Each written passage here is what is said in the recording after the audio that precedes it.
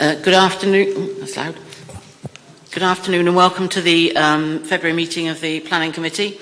My name is Sally Davis and I'm the Vice Chair of the Committee and chairing the meeting today as the Chair, Councillor Sue Craig, is unwell. We hope she makes a speedy recovery.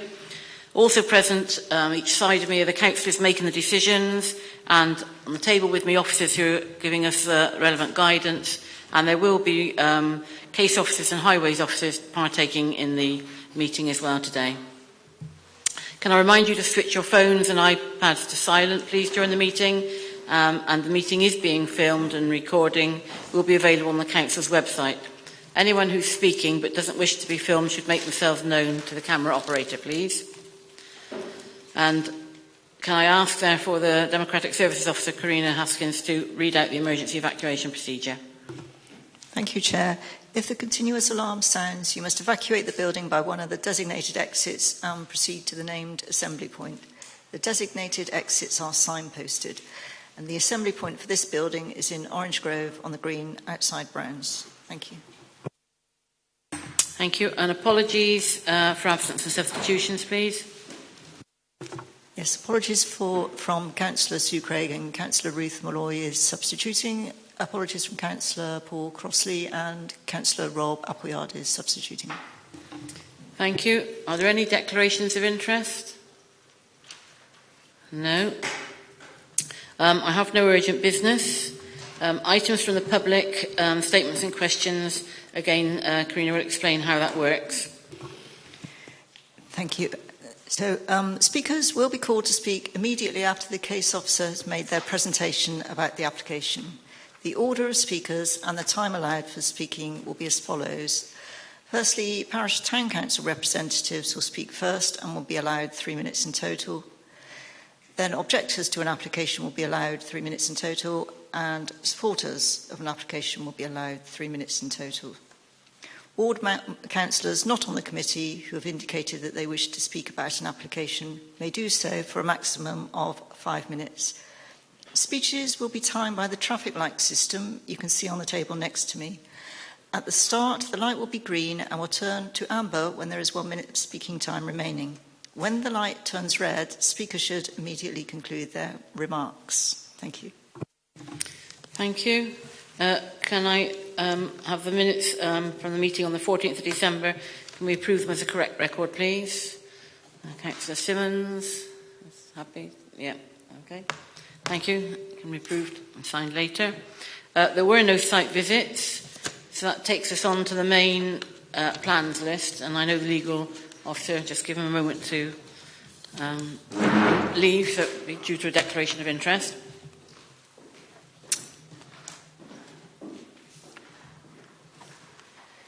Thank you. And so the case officer, David McFadden, if you would like to present your report, please. Thank you, Chair. First of all, I'm just going to provide an update which is further to the updates that are already submitted to the committee on the update report. This update is made on behalf of the Highway Authority and it's been submitted to us this morning. The statement reads, the Highway Authority is aware of correspondence from consultants representing the applicant that strongly suggests that the works to deliver the roundabout will commence on 20th of February 2023 with completion by 28th of July 2023. This is incorrect, as those works will not receive the necessary authorisation to occur until the roundabout delivery agreements have been sealed by the Highway Authority, which can only occur once those agreements have been finalised. For clarity, there is no signed legal agreement between the developer and the council. No works will be commencing on these works within the public highway on 20th of February. No works will be commencing on the public highway until such time as the legal agreement is signed and sealed. As the application has come forward before the roundabout delivery agreements have been finalised and sealed, it is essential that a condition is imposed requiring the roundabout delivery agreements to be completed before the development is commenced. If permission is granted at this stage without that condition, and in the absence of roundabout delivery agreements, there is no guarantee that the roundabout will be delivered at all or in a timely fashion. The existence of the Section 106 agreement relating to the site does not alter that position, and comments to the contrary are mistaken. This point was considered by the Council's local highway authority solicitor, who is instructed to negotiate the roundabout delivery agreements. Based on the information available at this stage and the status of current legal negotiations relating to adjoining sites, the local highway authority cannot confirm that a roundabout would be delivered, and as such, the condition recommended is required to allow a positive local highway authority recommendation. The application before committee today was brought forward by the applicant with the roundabout's improvement works included, and has been assessed on that basis with appropriate safeguards added in terms of the conditions and Section 106 agreement proposed. If the developer should wish to revise their proposals to remove the roundabout from the considerations, the local highway authority will reassess the application on its merits. If permission is granted without the Grampian condition, that will reduce the commercial case for the developer to finalise the negotiation of the roundabout delivery agreements with us. That in turn is likely to reduce the likelihood that the developer delivers the roundabout. Granting the permission without the condition may therefore derail negotiations to secure this roundabout that have been ongoing for a long time and reduce the chances that the roundabout is delivered. It is hoped that negotiation of the roundabout delivery agreements can be concluded in the near future, which would then discharge the condition and enable the site to be built out. Those negotiations continue to be treated as a priority by the Highway Authority. That concludes the update statement, and I'll now proceed with my presentation. So the application that we're considering this afternoon relates to the development of 72 houses on land adjacent to Oxleys Way and Caxton Close on the former Purnell Printworks site in Paulson. The application site is identified in red on the plan shown. Caxton Close is located to the east of the site. This street comprises two-storey houses given planning permission in 2015, which has recently been completed and are now occupied. Oxleys Way is located to the south of the site. This street remains under construction following planning permission also given in 2015. The southern side of the street will include three-storey townhouses which are currently being constructed. So to provide a bit of context to the site, this aerial image shows the position of the development site at the centre of the image. The site can be identified as the area of bare earth. The wider Printworks development can be seen to the south and to the east of the development site. Paulton Village and Paulton's High Street are situated further southeast beyond that. The Paulton housing development boundary runs to the north of the site, roughly corresponding with the hedgerow and tree line seen to the north and west of the site. Cam Brook runs approximately 150 metres north of the site and is designated a site of nature conservation interest. Hallertrow Road runs to the west of the site in the direction of Hallertrow and provides access to the A37 and A39.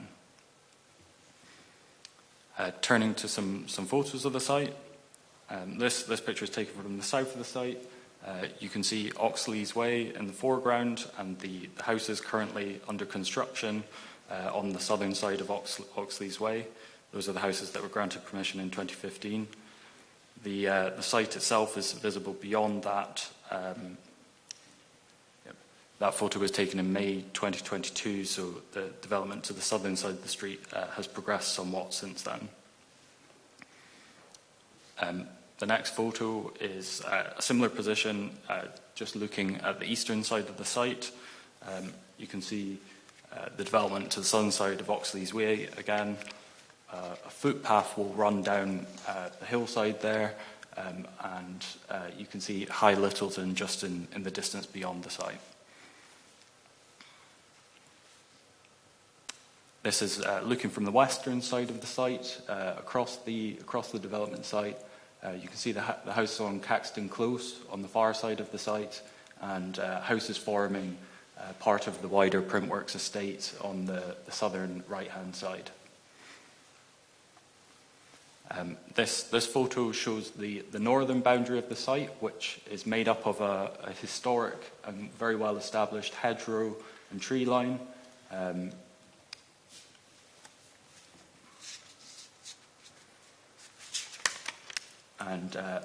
This photo is taken beyond the northern boundary of the site. This is a public open space, which is known as Oxley's Public Open Space. It was secured as part of the Section 106 agreement relating to the wider development site when it was granted planning permission in 2010. And this is Caxton Close itself, so you can see some of the new houses that have recently been completed on the left side of the image, and the application site is on the right-hand side of the image there. And this is part of the wider Printworks estate site to provide an idea of where the development sits in context. This is looking north from the Printworks estate towards the application site, but the application site is somewhat hidden there because it's at lower level than where this photo is taken from. And again, you can see High Littleton in the background there. So to provide a bit of an introduction to the 2010 planning permission, which was given for the development of the Printworks estate. That was an outline planning permission. It gave permission for a total of 421 dwellings, some office space, light industrial units, a continuing care retirement community, and a mixed-use building, including a public house, restaurant, community centre, nursery, and police station, as well as some public open space and allotments adjacent to the site. The continuing care retirement community use would have been located on the site of the current application. This use would have included buildings up to 16,744 metres square in area, and it would have accommodated 210 beds for hybrid retirement living and residential care use. This development was allocated and permitted under policy GDS1 V3 of the Local Plan 2007. However, that policy has now been superseded by policy SSV 22 of the Local Plan Partial Update, which was adopted by the Council on the 19th of January 2023. The new policy for the site stipulates that 5 parcels of land within the wider Printworks of the site remain undeveloped. These parcels are referenced on the concept diagram as LP1 to LP5. Some of these land parcels were previously allocated in the 2007 local plan for a mix of uses. An opportunity has arisen for land parcel 1 to provide circa 70 affordable dwellings within the area. In order to bring this forward, an existing deficiency of early years places in Poulton must be addressed. As such, provision of an early years facility is required as part of this application, not only to meet the needs of the occupiers of any new dwellings, but also to create provision to meet the existing deficit in the area. The policy vision is that the site will deliver around 80 new dwellings across land parcels 1 and 2. Early years provision shall be provided on land parcel 3, along with good quality public open space for use by the facility and occupiers of the surrounding housing developments. Land parcels 4 and 5 will be allocated for light industrial use. It is noted that the Council has granted full planning permission for development of a nursery and open space on land parcel 3 in December 2022, as well as 8 houses on land parcel 2. So turning to the requirements of the policy for land parcel 1 itself, so the application site, the policy for the application site states that development proposals for land parcel 1 will include 80 new homes across land parcels 1 and 2, a minimum of 10% biodiversity net gain, ecological enhancement measures such as bird and bat boxes and hedgehog connectivity measures. The development should retain and enhance existing habitats to the north of LP1 with a 10-metre buffer retained to hedgerows. The development should provide rows of large growing trees fronting Oxley's Way on LP1. The development should provide a north-south green link space, and the development should provide public realm with buildings fronting public routes. The development should also provide pedestrian and cycling routes through the site, as well as preserve the landscape character and views from the countryside to the north. So turning to the proposed development itself that's been considered this afternoon, the application seeks permission for development of 72 houses, associated roads, footpaths and landscaping at the site. The houses would include 29 two-bedroom homes, 25 three-bedroom homes and 18 one-bedroom flats. The applicant is proposing that a minimum of 30% of homes will be affordable housing, with this possibly rising to 100% of housing through allocation of national government grant funding. The houses will be two-storey buildings with pitched roofs laid out in a combination of terraced, semi-detached and detached forms. The development will include approximately 3,100 square metres of open space on site. This will be landscaped, including planting of 40 trees and grass seed. The development will achieve a minimum of 10% net gain for biodiversity, and it will achieve a 19% reduction in CO2 measures when measured against the building regulations. 11% of that reduction will be achieved via on-site renewable energy in the form of solar panels. 126 parking spaces are proposed on site, as well as 9 unallocated visitor parking spaces. Each property will have dedicated cycle parking for 2 bikes per home. So turning to what that development will look like in context a little bit more. As you can see, the houses are all 2 stories tall. They would include pitched roofs with gables to mark the corners. The materials would include a combination of stone and render for walls and slate and clay tiles for roofs. Turning to the landscaping proposals for the site, the development would include planting of a total of 40 trees on the site, with 15 of these trees located to the front of houses on Oxleas Way. These would be a mixture of Acer and Rowan species. This plan on the screen now demonstrates that the site would retain and preserve a buffer zone between the development itself and the existing hedgerow and trees at the north of the site. All of the vegetation in this area will be retained in full, and the development includes that buffer zone so as to protect that during the construction works. And that area will be enhanced through grass planting as part of the landscaping scheme for the site. The proposals also include an area of open green space at the eastern side of the site, aligning with Caxton Close. This area will provide a green corridor between Oxleas Way to the south and the open space and countryside to the north. This area would include a total of 1,300 square metres of open space, and it would be sown with grass seed and include up to 15 trees. Turning to pedestrian and cycling routes around the site, there would be pedestrian and cycle access along Oxleas Way and also up Caxton Close on the estate roads. And it's also proposed that there will be footpaths running around the northern perimeter of the site, adjacent to the green buffer, and also through the open space at the eastern side of the site.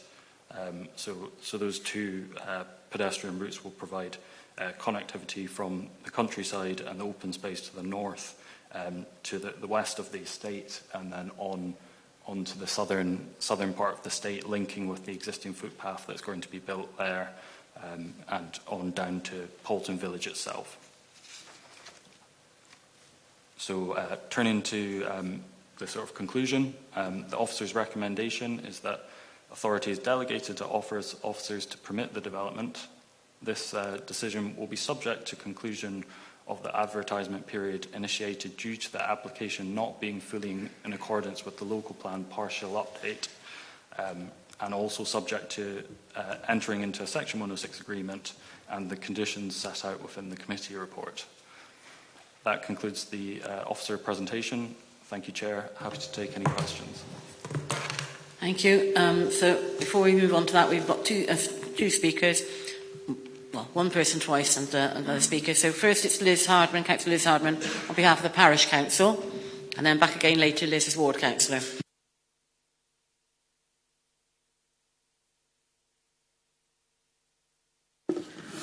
Before I start, can I just ascertain that I have 8 minutes to speak? I think Sue Craig said that I was allowed to speak for about 8 minutes because I'm here as the Baines District Councillor for Porton, but I'm also Chair of Porton Parish Council. I actually won't be speaking for 8 minutes, more like 5 minutes. I think you're doing Parish Council. When you finish what the Parish Council view is, then you're moving out while the agent speaks and back in as Ward Councillor. Will the one follow the other? Because my speech is one. Well, I'm only going by my layout, but can you just turn your mic off because it's playing? I can do it that way if everyone's quite happy, and then we have the agent afterwards. I don't have a problem. I was only reading my information. So, yeah, I'm quite happy with that. I mean, certainly I could stop halfway through and let the agent come up. No? Good afternoon, Chair and members of Baines Planning Committee. Thank you for allowing me to bring this planning application before you. The former Purnell Printworks in Porton, which is an ideal brownfield site for development. It was to be a mixed-use development made up of offices, industrial units, a continuing care retirement community, a pub restaurant, a community building, open space, and of course, residential development. As you've already seen this on the screen, the idea was to create a development which would not only offer homes, but also jobs to make up for the many jobs lost by Purnell's when it closed down. As you can see, many of these plans, which were in the outline planning permission, have not materialised, sadly. I realise it's all part of the local plan partial update, which has received approval, but I would like to object to the planning application for the former Printworks factory for the following reasons. An extra 72 homes, which will be added to the 500 plus homes already built on the old Purnell site, is a disproportional amount of housing compared to Porton's size. These homes will add to an already overstretched infrastructure. There are concerns about the local surgery dealing with extra patients, and all local dental practices are currently full. I know that's not unique to Porton, but still. A previous planning application for a residential development on the same site in 2016, with almost the same mix of flats and houses, was refused on the same principle of too many houses, and this is still current. The NPPF, paragraph 95, says it is important to have a sufficient choice of school places to be available to the local community. However, there are insufficient early year school places, and Year 7 places in local secondary schools are predicted to be unavailable from 2026. Porton infant and junior schools have been extended to full capacity. Once again, there will be an extra strain on the local infrastructure, which is already struggling with increased volume of traffic. The parking proposals for 126 plus parking spaces won't be sufficient to meet demand. The NPPF, paragraph 113, states that an application of this size, a travel plan is necessary. One has been provided, but I still think it doesn't address the problems caused by example, as you've seen the main roads through the estate along Oxley's Way. Mixed-use development was planned for this site, with reserved planning permission in 2007 for a continuing care home retirement community. The developer states there is no demand for this. However, I have never seen any evidence put forward to substantiate this. And I do believe 30% of patients currently waiting to be discharged from the RUH but are unable to do so, and one of the reasons being the lack of care home places. I would now like to draw your attention to two S106 agreements, and these have been mentioned briefly. These are for a preschool nursery community building, and we've already seen how needed this is. The other S106 agreement is for the roundabout. Now, this is no ordinary roundabout. It will enable traffic to exit safely from the Purnell site onto the B3355. It's also a very significant traffic calming feature, slowing speeding traffic down. This S106 agreement required in 2010 a professional certificate for the roundabout to be issued and for it to be connected to the wider estate before certain homes on the estate were to be occupied. These homes have now been occupied in breach of the S106 agreement in 2010, and the roundabout still has not been built. I'm going to mention this, but I know the officer explained this a little bit, but it's just to make sure I understand what's happening. An S278 agreement for the roundabout has been signed with the developer, and I believe it's not been signed. It was hoped construction would be scheduled for February 20th, but apparently negotiations are still ongoing. So this is 2023. We have been let down by Baines Planning. This roundabout should have been built in 2010. It would have been part of the traffic calming features, and sadly, a young man lost his life on this stretch of road about 2 or 3 years ago. The other Section 106 agreement was for the prescribed preschool nursery building. Now, I think this is going to be built, but what I would say is that this was planned for 2015 as part of the negotiations that took place for further development, and it was never built either. Just moving on a little bit, I would like to sum up by saying Poulton has been hugely let down by the Baines planning system. 2 very important considerations, 2 very important parts of the development, 2 very important parts of the S106 agreements have not been put in place. So the developers were able to get away without having to build these commitments. And I would hope that today you would make sure that these actually are put in place. Now, I did read about Live West and how it could provide 100% affordable homes, but in order to be able to do this, they would have to drop the Grampian agreements, they would have to drop the nursery, and they would have to drop the roundabout. Now, I would say this is hugely unfair for us in Poulton. We have been promised this. The planning system has let us down. No enforcement has taken place. We have taken on a lot of extra development in Poulton. We're not NIMBYs. We've increased our population by well over 1/3. And so I would say to you, we do need these promises, these conditions for all this development taking place to actually make sure they are part and parcel of this agreement. So I would like to say to you, at least 100 people, or almost 100 people in Poulton are against this development and have signed the online petition to say they are against this development. And what I would finally say is, we deserve better. We deserve better from the planning system. Thank you very much.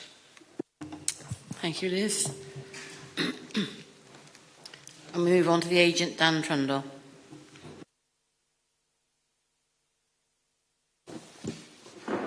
Thank you. Okay.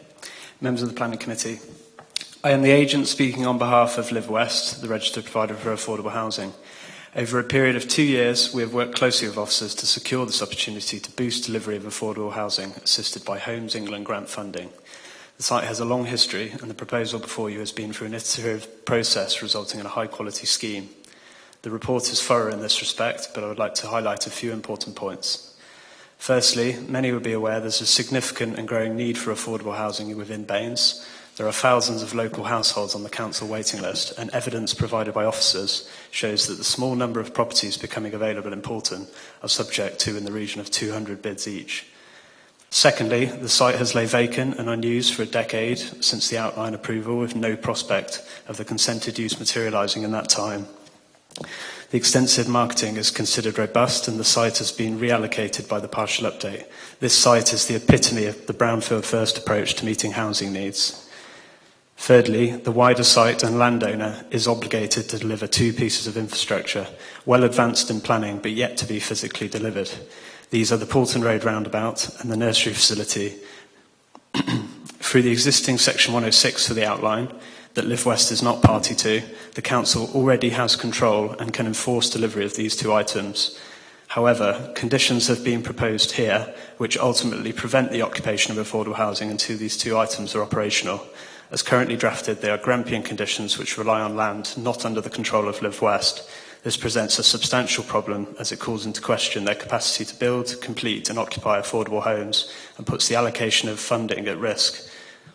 Members can take comfort from the recent progress of the roundabout, which Live West will commence construction shortly and is expected to be completed by the summer. A construction access to the site already exists in this location, and this will be maintained throughout. The nursery has received permission in December, and we understand an operator is entering into contract to take on the facility. The Education Authority forecasts that only 7 nursery-aged children will be generated by this proposal, but with the best will in the world, first Live West occupations are not expected until autumn 2024, so there remains little prospect of these conditions needing to be enforced. To summarise, with the Grampian conditions imposed, there are resultant unintended consequences. Live West cannot possibly acquire or commence the site at risk until the infrastructure is delivered, and therefore badly needed affordable homes are delayed or at risk of being lost altogether. We would respectfully request that members consider delegating authority for officers to agree wording which ensures that this affordable housing opportunity is not compromised or inadvertently lost. Thank you for your time. Thank you very much. So it's open first of all for questions. Councillor Jackson. Chair, I wondered if you could possibly establish from the officer whether he said that his recommendation was to permit, which is what I thought I heard him say, and what it says here in the update report, to which he didn't make a reference, which says delegate to permit. And I think this is quite important, that we should understand whether it's permit or delegate to permit. The order behind you says delegate to permit, but I'm sure David will clarify. Yeah, it's delegate to permit, yeah. Thank you, Councillor Hounsell. Thank you, Chair. You made reference to the local plan partial update, and this site is included in the local plan partial update, but there are also other policies. I'm looking at SCR8 about embodied carbon, and also there's another policy to do with renewable energy. So I've got a number of questions, but they depend really on this question. Are we actually considering this using policies or taking account of policies in the local plan partial update, in other words, policies that apply now, or are we using policies that applied before the local plan partial update, when presumably this application first was being considered? So which is it? We're using the local plan partial update now that that has been formally adopted by the Council. Right. Okay, so I've got a few questions following from that. In embodied carbon, the policy says that large-scale new build developments, a minimum of 50 dwellings, are required to submit an embodied carbon assessment having regard to the sustainable construction checklist. So my first question is, has an embodied carbon assessment been submitted? No embodied carbon assessment has been submitted. Right. Another policy refers to heat and power. It says that new build residential development will aim to achieve zero operational emissions by reducing heat and power demand, then supplying all energy demand through on-site renewables. It says through the submission of an appropriate energy assessment, having regard to the sustainable construction checklist, proposed new residential development would demonstrate the following, and then there's a small list. So my question is, has there been a submission of an appropriate energy assessment? The update report published clarified that the proposals do not comply with the local plan partial update policy in relation to... So it's a no? Yeah. Right. Now, in that policy, I know you've given the answer no, it says, in the case of major developments where the use of on-site renewables to match total energy consumption is demonstrated to be not technically feasible, or economically viable, renewable energy generation should be maximised, and the residual on-site renewable energy generation must be offset by a financial contribution paid into the Council's carbon offset fund, where the legal tests set out in the community infrastructure regulations are met. So from what you've said, there is no information about this and no consideration of a financial contribution paid to the Council's carbon offset fund. Yeah, that's correct. Okay. And one final question. What do you consider about not applying policies in the local plan partial update that were passed by the whole council with 3 abstentions at the very first opportunity following the adoption of that report? This is the first development where we have our new set of policies, It just seems perverse that the very first time they're not being applied. What do you think? So the application has been assessed against the local plan partial update. I mentioned the policy for the site quite a lot, so we're relying on that policy. It meets the biodiversity requirements, which are also part of the local plan partial update. The scheme doesn't comply with the sustainability policies, but we have to take a rounded view of the application on considering all of its merits, and the recommendation has been reached in that context. We must consider also that this application was submitted in April last year, when the local plan partial update still hadn't been subject of examination, so that's another fact. Thank you. Councillor Hughes. Thank you. So I've got a couple of questions. So you mentioned there's two scenarios in your presentation. There's a 30% affordable housing scenario and 100%. And I appreciate that it's related to grants being available. But so first of all, which scenario am I actually voting on today? So the proposals are based on both scenarios. So both scenarios would be secured in a Section 106 agreement on the basis that the 30% scenario is policy compliant and therefore acceptable, and the 100% scenario is also acceptable because it's significantly in excess of the 30% scenario. So we would capture both scenarios and require both of them to be acceptable routes in a Section 106 agreement. Okay. And just relating to the number of houses, what's our policy in Baines on grouping so many affordable houses into one development? Do we have a policy on pepper potting, or do we have any guidance or preference on that? Not that I'm aware of, no. Okay. Just one other question. So looking at the 2010 agreement, so you mentioned that it contains the requirement for offices, industrial, retirement care, a pub, a nursery and a police station. Have any of those actually been provided on this development so far? So far at the site there is only residential housing.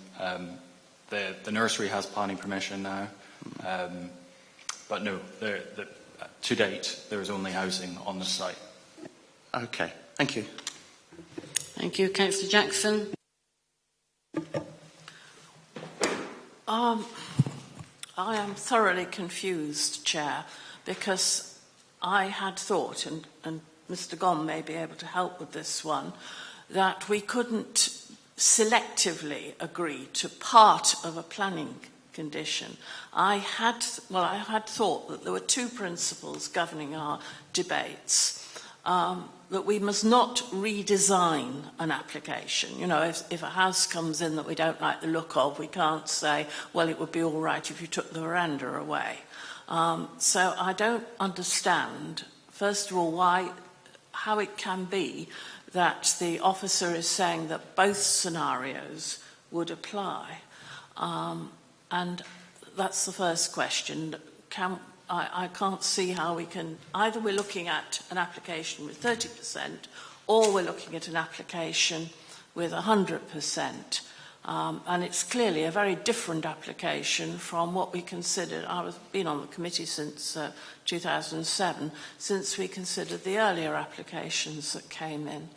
And the second question is, the Labour government, in its directions, and as I understand it, the NPPF and subsequent legislation have made it fairly clear that social housing or affordable housing has to be integrated into the main development.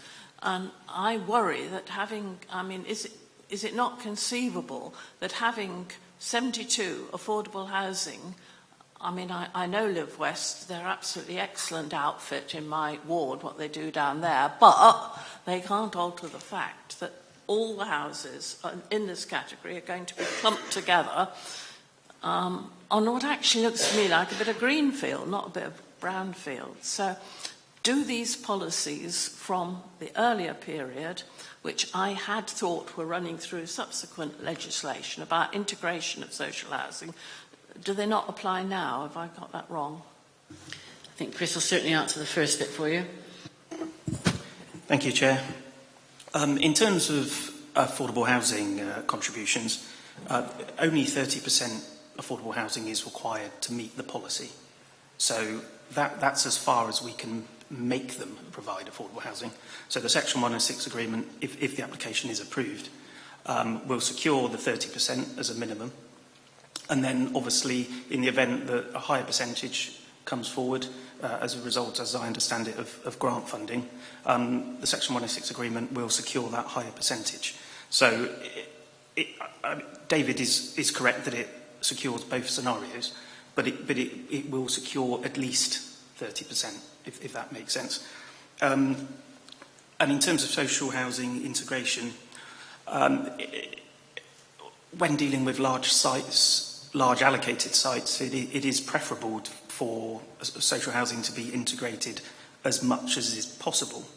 But there are obviously lots of scenarios where that isn't possible. For example, where a social housing developer takes possession or wishes to develop a particular site, or in the case of rural exception sites outside of housing development boundaries, those types of developments tend to come forward by social housing developers. So in those situations, it is more difficult to secure a more integrated approach. There is no policy. We seek to secure an integrated approach where we can, but there is no policy demanding it. And I think it would be quite dangerous to have a policy that did demand it, because that would then exclude rural exception sites and developments of this nature coming forward from social housing developers. So it is something that we would aspire to, but there is no policy requirement for it. Chair. Thank you.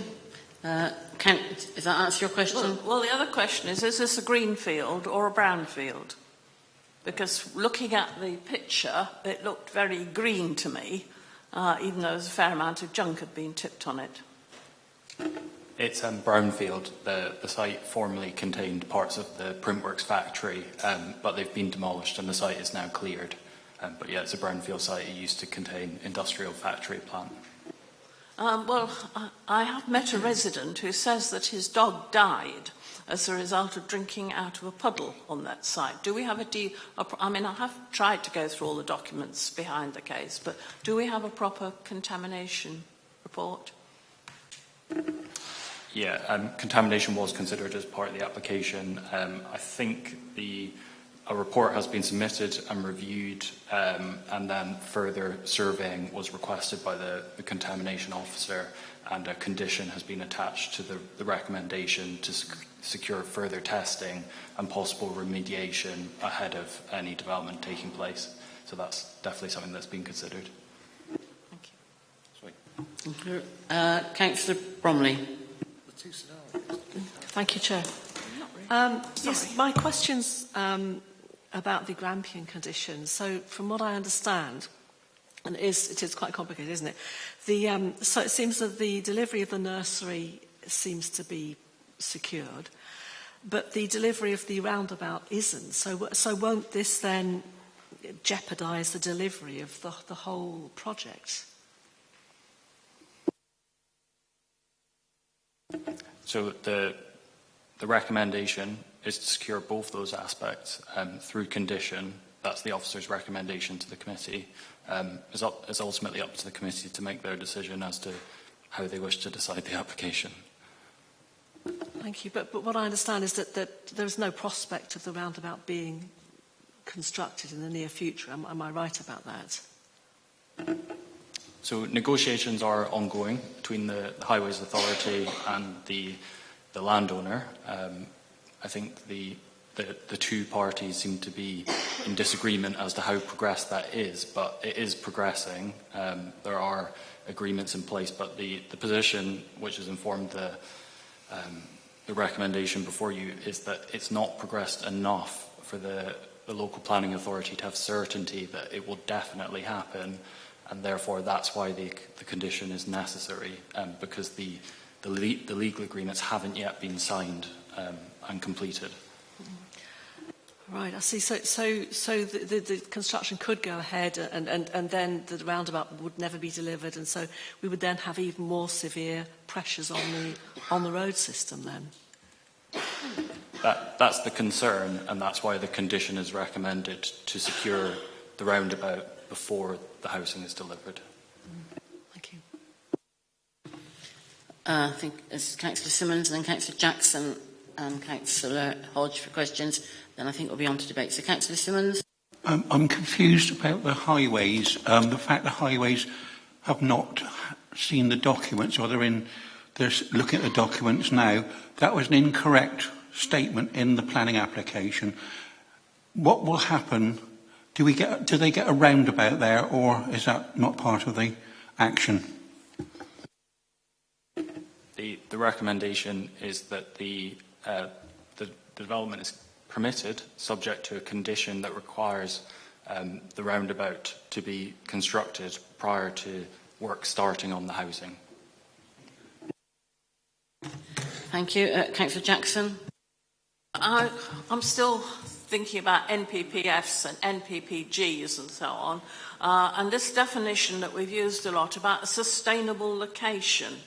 At the moment, the 379 goes past this site, and it's not a very far to walk to pick up the 82, which is one of the buses that's going to be withdrawn. I am concerned, reading what has been issued by the Wecker Mayor and by our own authority about the future of the buses in this area, that Poulton is going to get completely cut off, and this estate in particular, because you can hardly walk down to Tesco from here. So I am wondering, in view of the uncertain situation and the very poor bus service, whether this counts as a sustainable location or a not sustainable location, because I fear that having houses in this location is going to add to the number of car journeys, because you won't be able to get to work in Bristol on a bus. Is that correct, that we should be considering whether this is a sustainable site or not, and whether there is or isn't a bus service is relevant? Yeah, we should definitely be considering that. The assessment that's presented within the report is that the site is within the Poulton housing development boundary, so it's within the boundary that's set as an acceptable location for housing development within the Poulton settlement, so residents living within that area would have reasonable access to the services within Poulton itself. My understanding of the bus services and the upcoming changes to those is not great, but I might defer to my colleague Dan if you want to say anything on those. Yeah, again, I think you made reference to that some bus services in that location will be potentially lost through funding cuts, and the scheme was assessed on the basis that they were still there. So there is a change, but this site is still served by a bus service of an hour frequency, so it has to be judged on that basis. The highways haven't been consulted again since that time, so we haven't made any formal comment on the matter. This is where the confusion grows. On the one hand, we're being told that the LPPU, which contains this site, is relevant and applies, though Councillor Hansell's asked some very pertinent questions about it.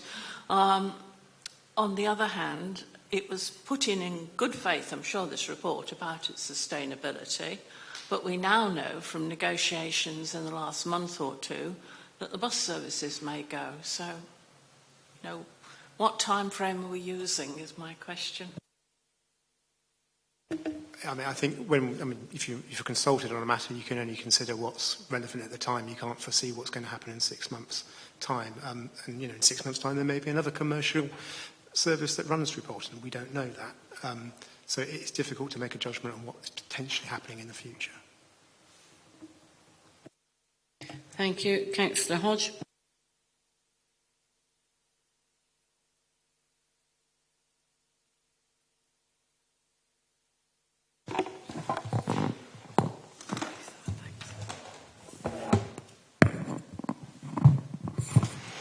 Thank you very much. And sorry if I'm repeating questions that have already been said in a different way. Thank you very much. It's a very comprehensive report of 40 pages, and I'm sorry if I've missed things, but still there's some points that I've got to dig down to in a bit more, and I want to go on, talk about the roundabout, the early years centre, and the non-compliance with the sustainable construction policy. So it's clear that it doesn't comply with the new policy, and I was just wondering I just want to be clear on what we were hoping to, so we advertised that it doesn't comply and are giving people until March, a date in March to respond to that. But so if we were to go with the officer's recommendation, then are we going with the recommendation that we accept that it doesn't comply, and provided that nobody else complains by the public consultation process, then the officer will take a view on how important that is? So that's one question. Is that the outcome if we go with this delegate to permit recommendation? And then with the roundabout, again, I'm not clear how, Councillor has very clearly explained to us the impact of it not being delivered from 2010. How far away are we from this being? What I'm thinking of whether any of these issues would be resolved through a kind of deferral of the application. How far away are we from this matter being resolved? On one side, it sounds like there's an implication that we're nearly there, but on the other hand, it hasn't been delivered since 2010, so it can't be clear. And the final thing is I just wanted to be sure about the early years provision. So there's a application. Is there actually a developer delivering that at the moment, or is it just that it's permitted, or is that? I was mixed. I got a mixed impression from what the agent said and what you have said about how certain that is to be delivered. I'll start with the first question in relation to the consultation on the fact that the application does not fully comply with the local plan partial update. So we're undertaking that consultation at the minute.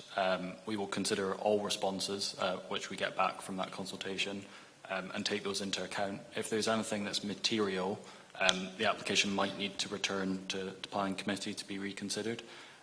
But the assessment that's been made has accounted for the local plan partial update policies, and therefore has considered the implications and ultimately the benefits when the application is considered on a whole are considered to outweigh the issues with failure to comply with the local plan partial update in full.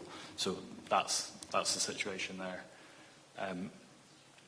In relation to the roundabout question, all I can confirm, I'm not directly involved in negotiations, luckily, but all I can confirm is a draft agreement has been distributed, and that's been discussed between the parties. And my experience tells me that it could be resolved in a matter of weeks, or it may be a much longer time period than that.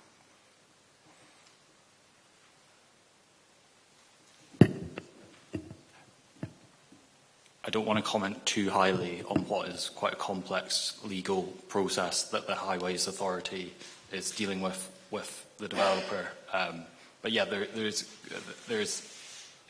legal issues which are ongoing and legal factors that are being negotiated between the parties, and that is an ongoing process. But it's not complete, and that is why the condition has been recommended. And the nursery situation is quite similar. There have been we've had some evidence that there is negotiations ongoing between the landowner and a nursery provider in the area, but those are still at negotiation stage and don't have the certainty that's required for the local planning authority to recommend that the permission is given without the condition. So it's really, again, down to certainty and the situation just isn't advanced enough for the local planning authority to accept that that is going to be delivered in reality. So that's why the condition is recommended on that front as well.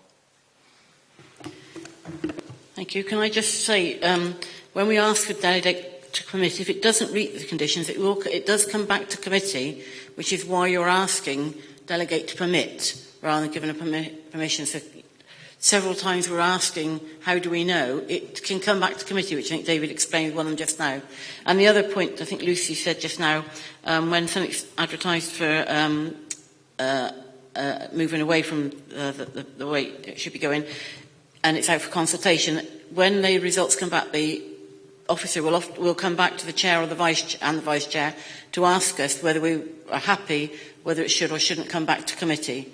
So both the points that you made, there is the safety guide in there, that's sort of whether it would come back to committee. So I just want to clarify that. It wasn't long ago, I know Sue and I looked at one for diversion from policy. So just to assure you, there is that safeguard in.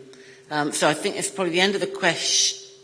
No, maybe not. And then we're going to go to debate if we get there. So, Chair, could I ask another couple of questions? Yeah, Councillor Jackson. In the light of what you've just said, is it open to us to recommend that we defer a decision until these uncertainties are clarified? And my second question is, what's the definition of affordable in this context on this site?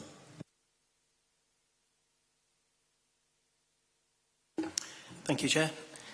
It is obviously in the gift of committee to resolve to defer the application if the committee wishes to do so. Obviously, as officers, that's not our position. Our recommendation today is that committee delegate to permit, subject to the matters on the screen there. But that's certainly something committee could do if it was so minded. Councillor Hounsell. Thank you, Chair.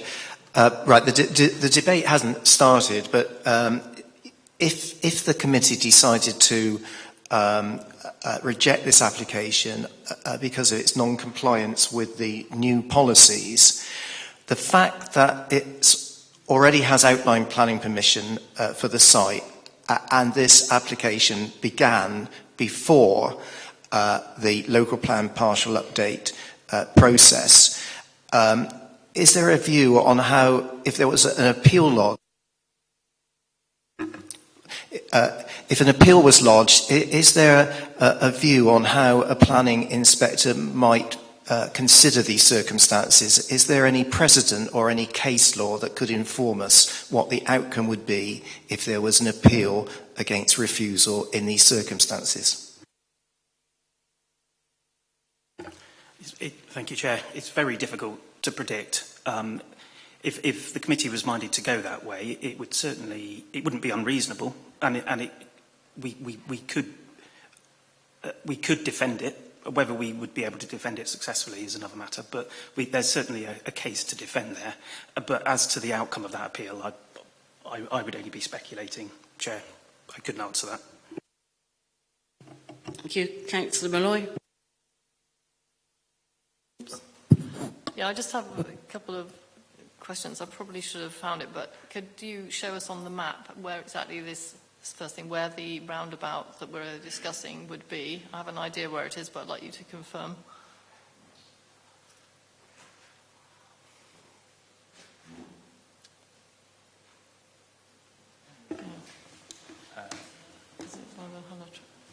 So the roundabout would be located at this junction here. Yeah, on the road to Hamilton. Yeah. Yes. Okay, that's where I thought it would be. Okay, thank you. And then the only other thing I was going to ask, again, against this, if we decide delegate to permit, does that mean that you'll come back, or we'll have another say, the committee would have another say, once we do know what percentage of the dwellings would be affordable? Because I'm just thinking, isn't that going to affect the, how they're physically built? If they're all affordable, they'll, if some of them are not affordable, they can be bigger, can't they? And I did see on the plan there are various styles, so that and some of them are 2-bedroom and some are 3-bedroom, and then there's some that are flats as well. But presumably that sort of ratio of 2-bedroom to 3-bedroom, will that not then change depending on what the percentage is of affordable housing? So would the committee have any input on that, is what I'm saying, really, asking. I think the likelihood is that that would be considered under a subsequent application if it were to take place. So it would be a new planning application rather than a negotiation as part of the current application in terms of changes to the size of the dwellings. So it would most definitely come back to committee, yes, because it would be a material change to the development. So because we don't know whether it's going to be 30% or 100% affordable housing at the moment, because that depends on, you know, it's one of these, if I've understood, these Grampian conditions, it is quite complicated, the whole thing, isn't it? But because we don't know that at this point, does that mean that in any case then it'll have to come back to the committee at that point, once you do know what percentage is going to be affordable, to then approve, you know, how many houses are going to be of this particular style and how many of a different one, because there are still different designs. No, so the 30% scenario and the 100% scenario are both based on the current development, so both would include the houses as shown on the plans. There would be, yeah, both of those two scenarios are relating to this development. Yeah, okay, but sorry, just belabouring the point. But if it's, say, 80% affordable, there'll be more. Will there be more of the smaller houses? No, I don't quite know because of, you know, when they're marketed, how that works.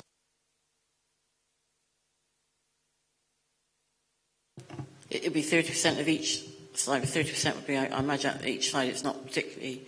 So you'd like 30% of the one bed and so on, I imagine. Councillor Hounsell and then Councillor Jackson. And hopefully we can get on to the debate then. Thank you, Chair. I'll be very brief. As Councillor Jackson pointed out, it's quite possible to have a different view on the planning application, whether it's 30% or 100%. It's not the case that if you support 30, 100% is a sort of an accepted default. They are different scenarios. One might approve 30% and have a mix, but be against 100%. So I'm still unclear as to how we deal with this hybrid application. So the recommendation is that both scenarios comply with our planning policy, and therefore there is no grounds to refuse either scenario because they're both acceptable in accordance with the policy. And Councillor Jackson. I understood the officer to be arguing, but I may have got this wrong, that if 100% is offered, then there is no funding if the Grampian conditions are part of that package. If we say there must be a roundabout and the nursery school and so on must go ahead, then Homes England will withdraw the funding for 100%. And personally, I absolutely hate having a gun put to my head in a planning committee, but I know this area quite well. I've been along it in a bus umpteen times. That roundabout is needed. And I can't, you know, we're all hung up because we got different information about where the negotiations were with the roundabout. But if we say we're going to have the roundabout in this application, we haven't got the 100%. Is that correct? One of the officers will go back to you on that, I'm sure. I mean, it's in the report. Is it correct? So the proposals are to secure both scenarios. There is a possibility, which has been suggested by the applicant, that if we are to impose the conditions on the development, that the 100% scenario will not transpire in reality. But that's something that would happen after this decision is taken, and it's dependent on the conditions.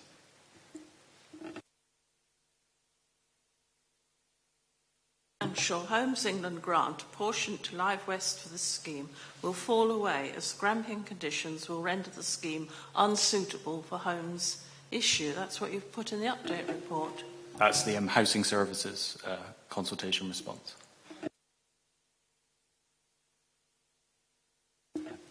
It's not possible to advise on what will happen after permission is granted for the development. It depends on many factors.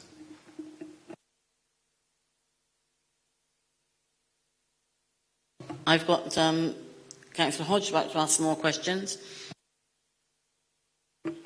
Yes, sorry, it's going away from the previous point. It was back to the sustainable construction. I just wanted to be clear which, Councillor Hansel did mention them, but which elements of the policy are they not delivering, and is that inherent in what they're constructing in terms of the affordable properties, and is it out of the question that they providing further information would tick those boxes?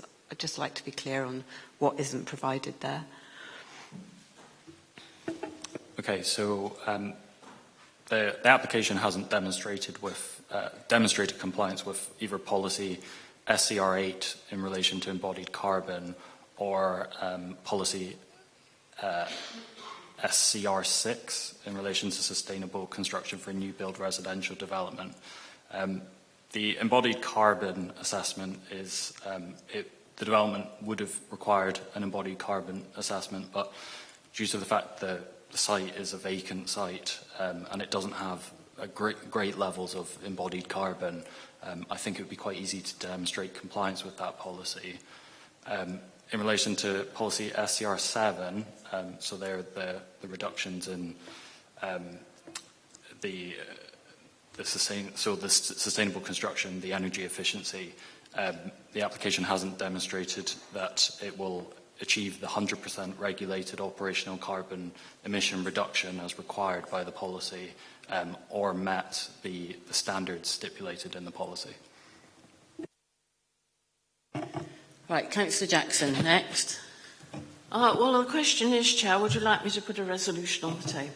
I think we do need to move forward, or we're just going to go around in any more circles. Sorry, I couldn't hear. Yes, I think so. Yeah, we need something to move us forward, because they can always debate resolutions anyway. Well, I propose that this committee refuse this application.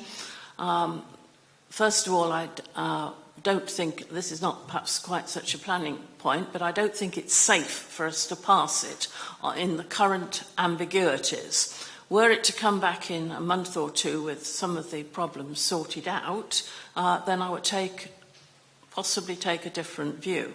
But the state of the application as it is, I don't think can be safely and reasonably passed. However, my reasons for refusal are, it is unacceptable to deny the well, it used to be called sheltered accommodation, didn't it? The residential home.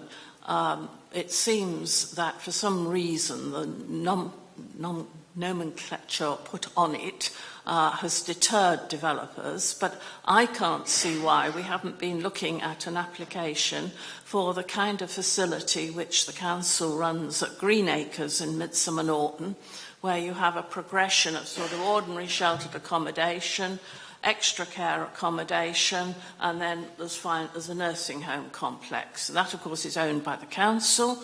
It seems that there's no record of any consideration as whether this council would care to invest in this site, but I would imagine that pretty well every ward councillor here knows of tragic cases of elderly people who could lead a semi-independent life and are stuck in the RUH, or maybe even in Polton Hospital. We know there are 29% of bed occupancy at the RUH right now are people who could have some form of independent but supported living. And I think that to remove this facility from this site is wrong. And it doesn't seem to have been considered what the alternatives could be. As I said, the chocolate quarter accommodation, for instance, in Keynsham, I believe has been very well marketed and is very successful. There's another sort of, it's like a hotel, we did it on a site visit, a sort of hotel-like place in Salford, very nice indeed, that's pretty well capacity. But down at a much more moderate level of family-run residential homes in my ward, they're also oversubscribed. And I've been through that marketing report in minute detail. I know pretty well every outfit that's mentioned, all of them from McCarthy Stone. Of course, we've got a complex at the top end of the High Street in Midsomer Norton, down to Phoenix, which had to be closed down in Bath for safety reasons. They've all had problems at different times, which we, of course, hope they'll overcome. And that might be the reason why they had said they couldn't take the site on. But they're obviously, you know, that wouldn't be what they would say to a consultant who appears to be located in Wales. So I'm afraid I don't feel that this marketing report justifies the change of use of this site, and that for the sake of our older residents, we should reject this application and ask people to think again. We know the economic situation is very difficult at the moment. That might be another reason.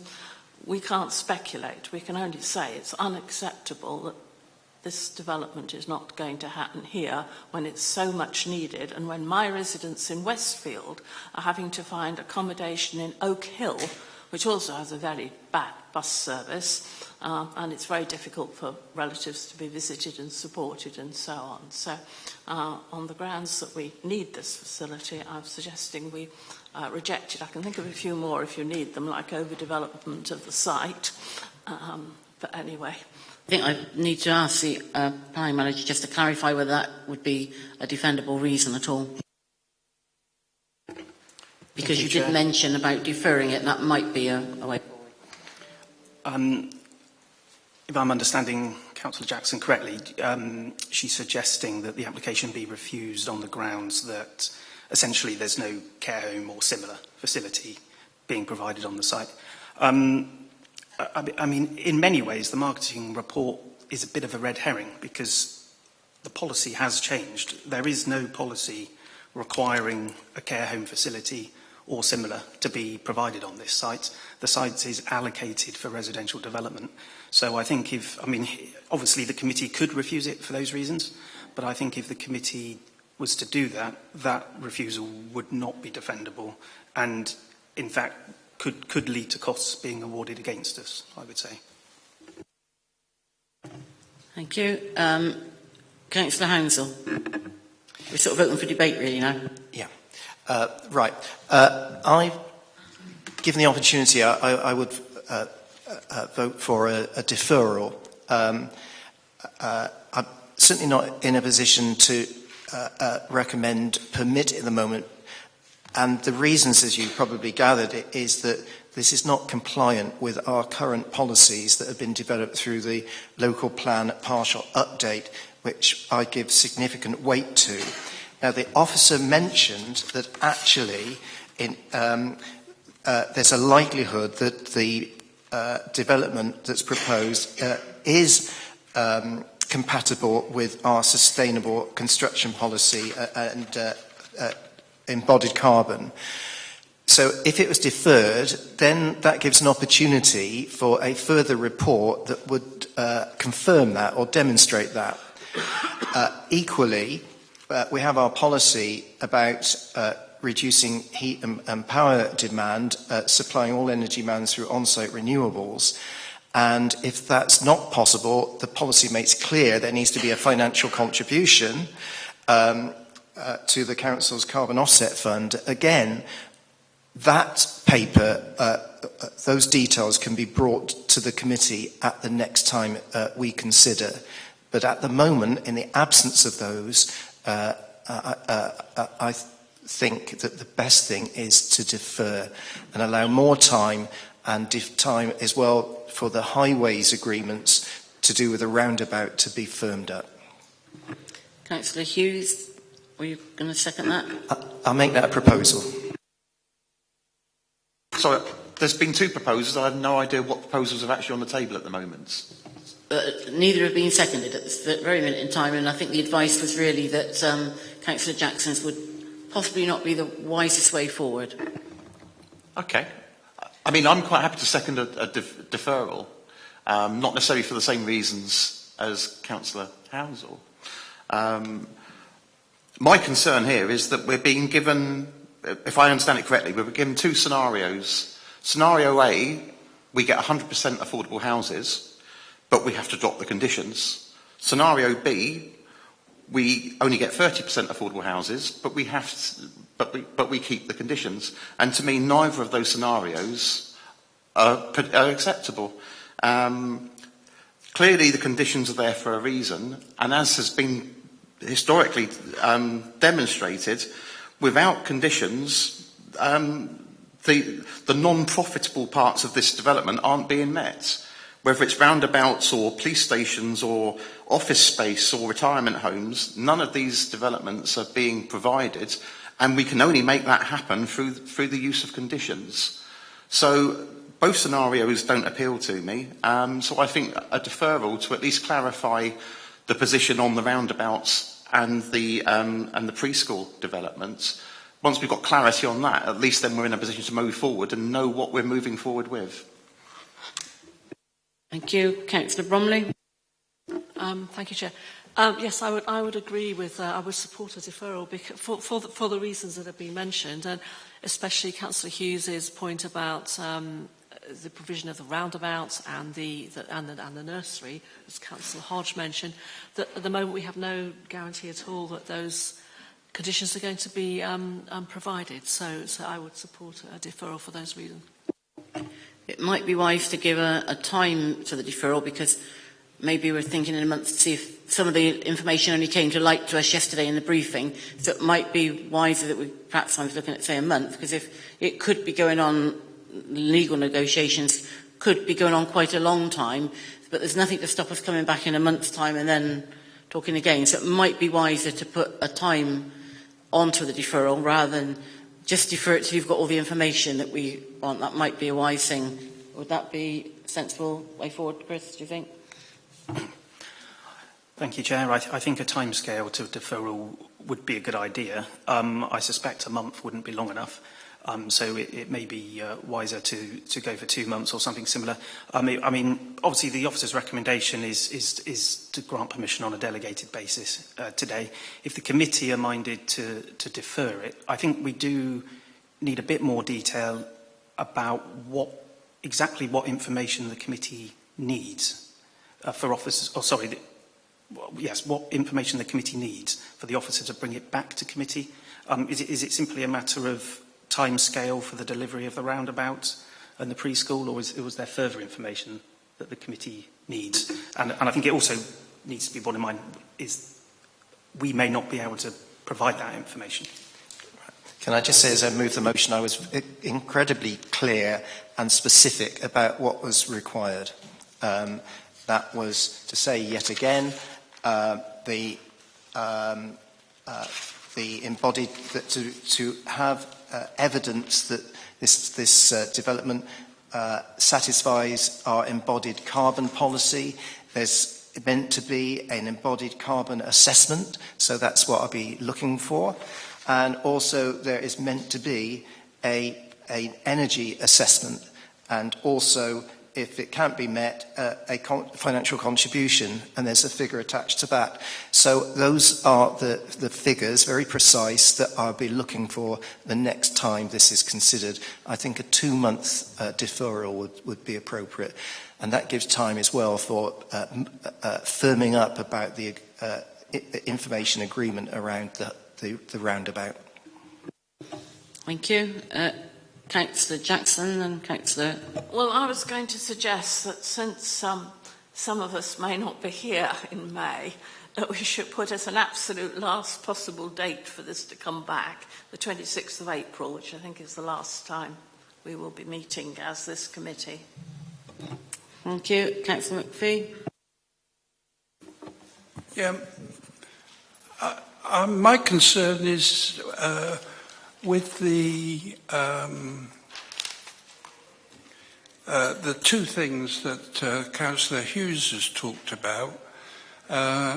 What is the information we're really looking for on the roundabout and the preschool? Because Is it just a statement that it's going to happen, or is something fundamental going to change? Because those are the two that we're really worried about. I think Councillor Hansel is quite right with his, but I'm not sure they're the crucial ones. The crucial ones are you must have space for the traffic to go in and out, and we want the school. And I'm just not quite clear what's going to be produced in 2 months. Are you asking what would be the difference? Because if we delegate to permit, the officer will be finding out because there are conditions in there. So are you trying to ask what is the difference in delaying it, or deferring it, I should say there, as against a delegate to permit asking that? Well, as against stopping it altogether and saying come back when you've got when you've got something tangible.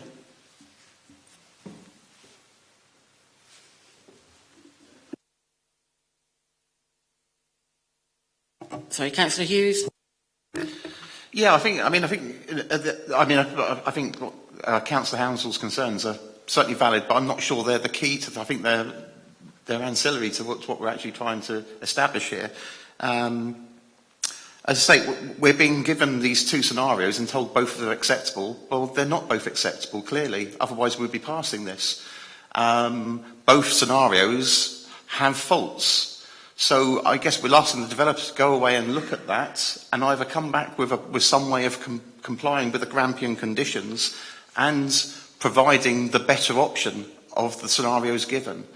But we're really asking the developer to go away and look at this. I mean, I've got other concerns with this development. But they would fall secondary to this point of understanding which scenarios were actually being offered. They are different, and it's wrong to say that they're both the same, because they're not. And we've got Councillor Hodge, and then I think I will go to the vote on the proposal in front of us. I think a deferral would be helpful. In the highways, to the roundabout issue, highways talked about it being a movable element from a matter of days or weeks to unresolvable.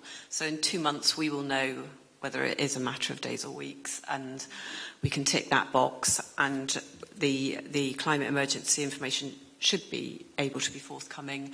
And there are elements of the delegate to permit with the Grampian conditions which are attractive. So I personally would rather have a deferral and get to look at it again in 2 months. I don't think there's anyone else down to speak. So we do have before us a proposal to delegate to permit the no longer than the end of April, whatever the April 26th, I think the date was. Is that clear, Chris? Have we got everything we need there? Yes, thank you, Chair. And everyone's quite clear. So the proposal is to delegate to permit to come back no later than April the 26th. Right. Don't like the words delegate to permit. No, deferral. Deferral, sorry. Yeah, completely what I meant. Sorry. Yeah, sorry. The deferral no later than, thank you, 26th of April. Is that correct? Yep. So those in favour, please show. 1, 2, 3, 4. That's unanimous. Yeah, that's unanimous. And so it'll be back at the latest, the 26th of April. And those of us who leave will be looking forward to it, I'm sure. Do we want a quick comfort break for a moment? Say 4 minutes, 5 minutes, 5 minutes.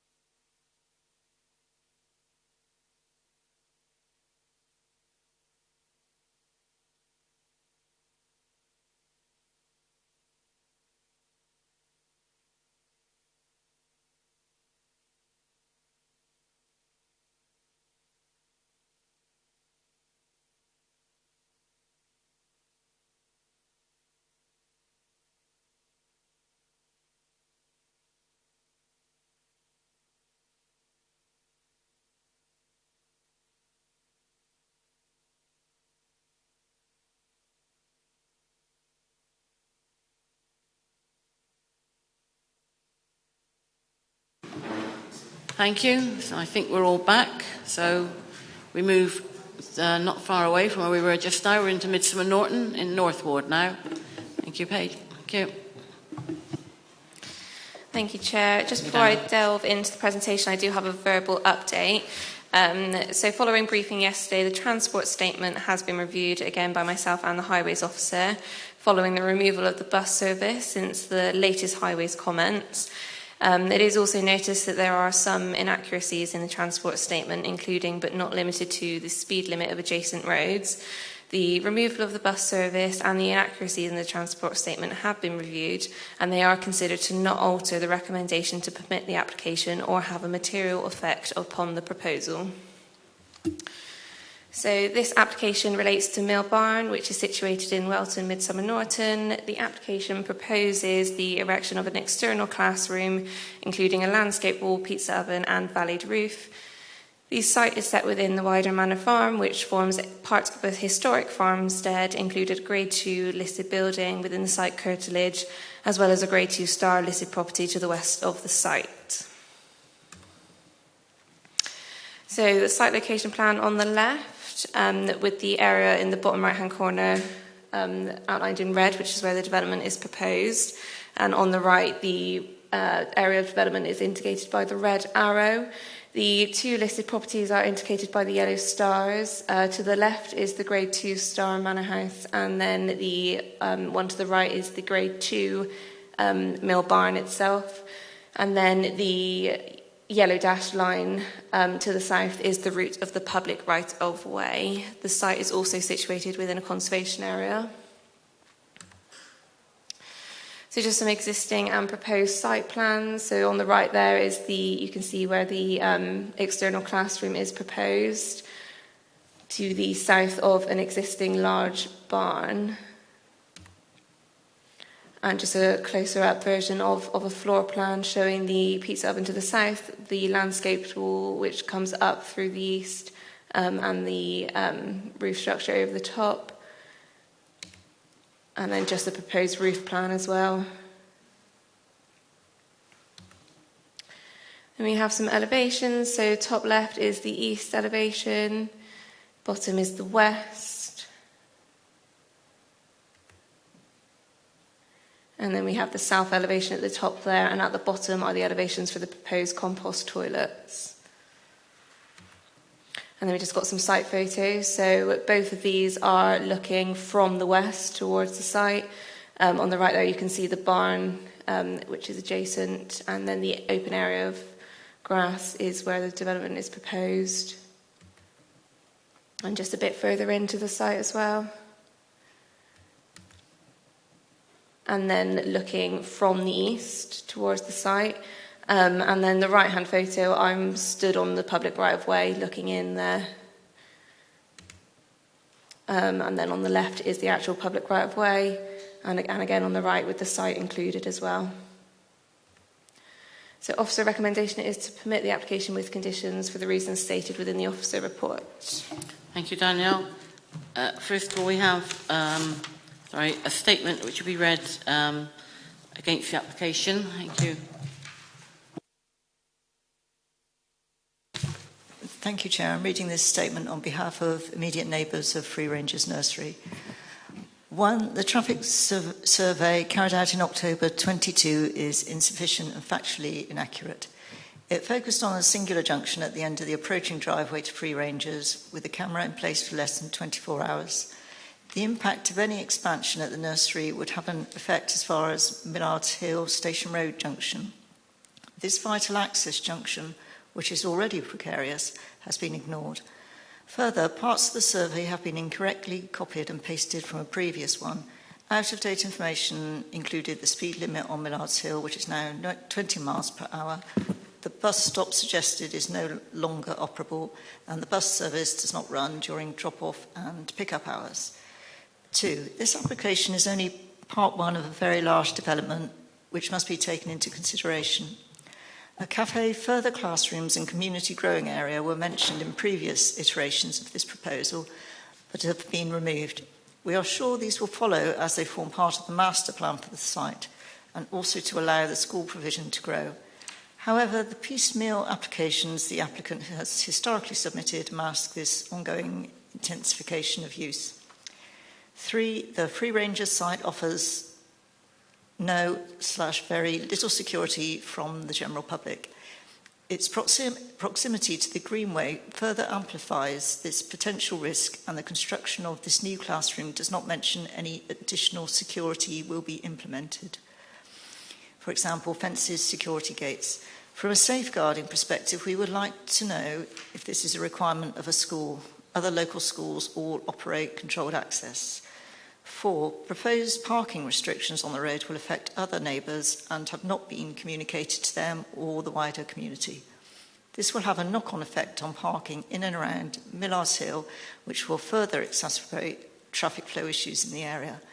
There are 2 separate issues with parking that should be considered here, the first being residential parking and how restrictions will affect the surrounding area, and secondly, the parking on site. Parking restrictions on the access road suggest in the applicant's traffic survey will mean more vehicles parked on Millards Hill itself, already reduced to a single carriageway for substantial parts of its length. 5, previous planning conditions have not been met or adhered to, and we have no confidence they will be in future. Free Rangers Nursery willfully ignores planning rules and regulations. For example, a temporary kitchen that's currently visible from the Greenway and surrounding hills was built in the summer 22 without any prior consent. There is also an enforcement notice in place regarding the fence, which was erected prior to hedge approval. This conditional discharge has not been met. I think I've run out of time. Thank you. I will just clarify the statement was being read because the person who was coming in wasn't able to get childcare organised at the last minute, so that's why it was read. And the applicant, Charlotte Lucas.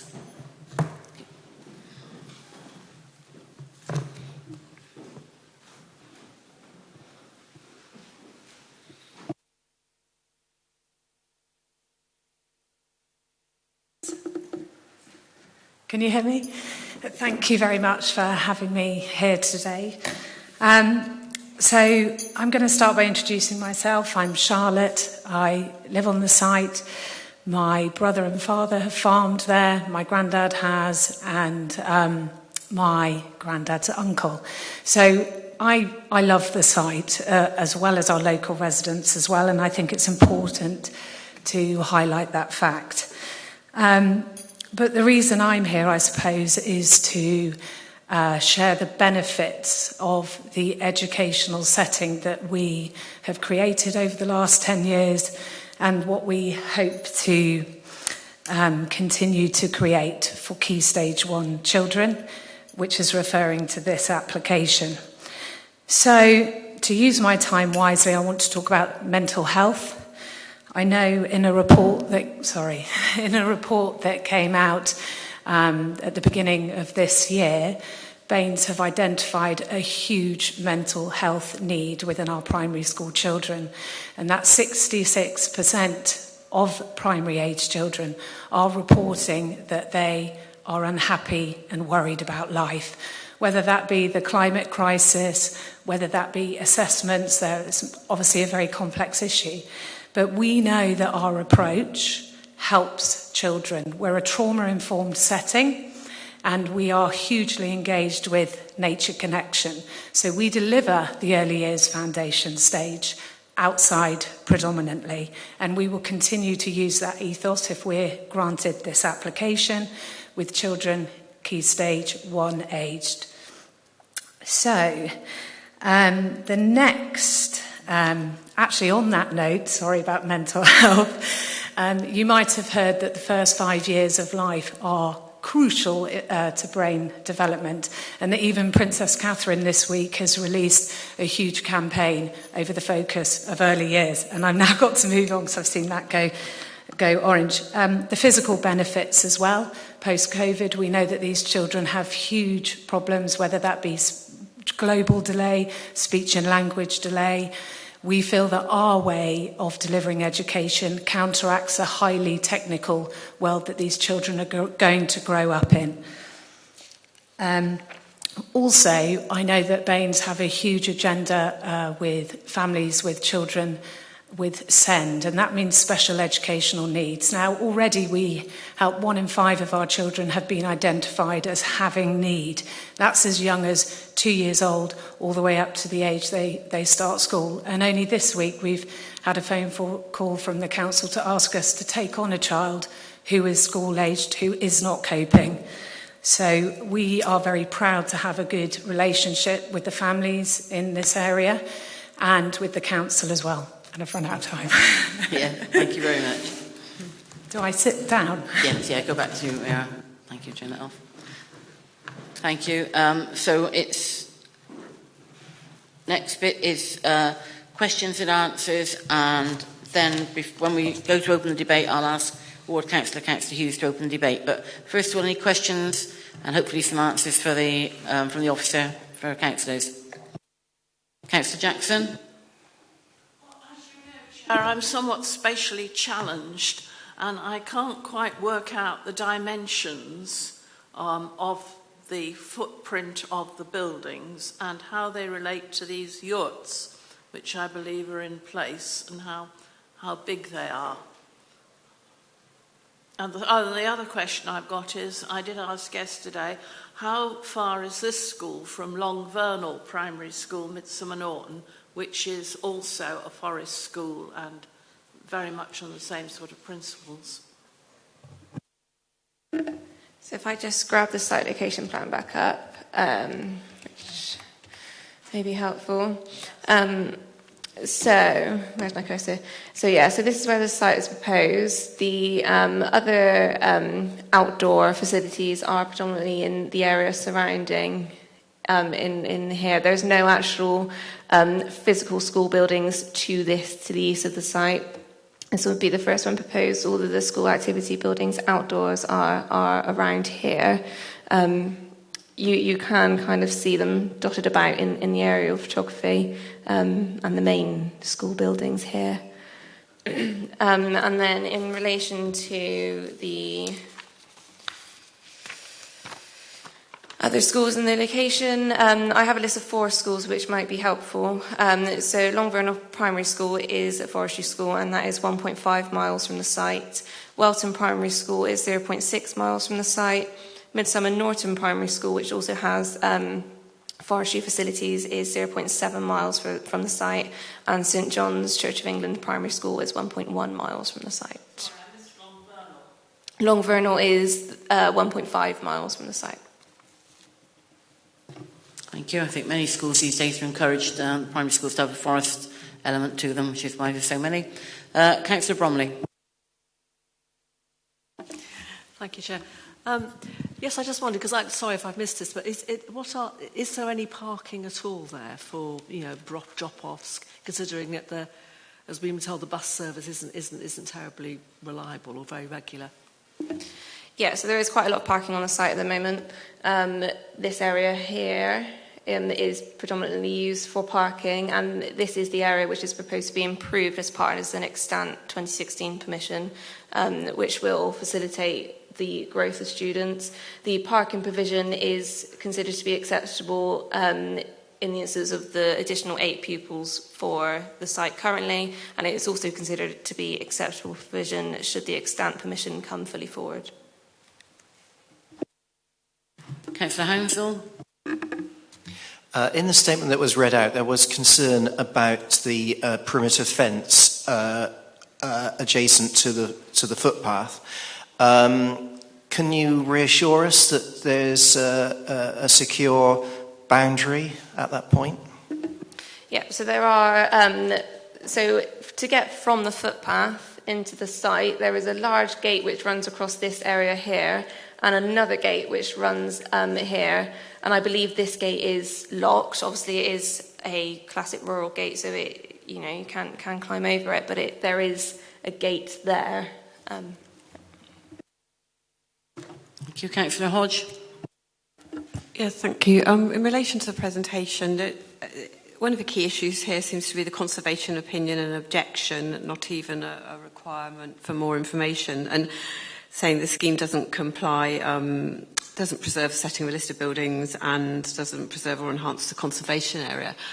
And what I really need information, or I'd like to have more information on, is I don't get any sense of the setting of the listed buildings. We've got that picture there, and how the building... I wasn't able to find any other pictures on the website, but how the proposed building, what's there, the listed 2 building and the listed building, we've seen a little bit, but the rest of the school and how that proposed building fits within that setting, how it fits within the rest of the school setting, because that's quite important, I think. And so is there any more information on that? Secondly, to be able to say whether that harm is outweighed by the benefits, is this a permanent classroom for children, or is it something that they just go to for their outdoor activities? And what is the evidence that it will offer 8 permanent places and 2 extra staff places? I know it's mentioned in the report, but what is the evidence of that? Because that's what we've got to weigh up as a balanced against the harm to the setting. So I'll answer your first question in regards to the listed building. So if you were stood on the site here, both the listed buildings are not visible. There are curtilage listed buildings around. The setting of the listed building has been somewhat harmed by the erection of this large barn, and the views towards and from the listed building to this area are obscured. There are other outdoor buildings dotted around which are considered to be not harmful to the listed building. Given their proximity, that is quite significant. But further away here, like I say, you cannot see the listed building. The concern for the conservation team was about the spread of development from the listed building. So we're spreading the development away from the listed building, which is considered to be harmful. And in the terms of the conservation area, the harm is considered to be that the character of this area is predominantly open, and to develop on this site would cause harm to that openness. To move on to your second question, whether or not the classroom is permanent, it is permanent, so it would be an increase of 8 students permanently. Obviously, we cannot say about what may happen in the future with regards to the viability of the site, but at the moment it is proposed to be permanent. What I meant was, is it a permanent classroom, or is it somewhere that they...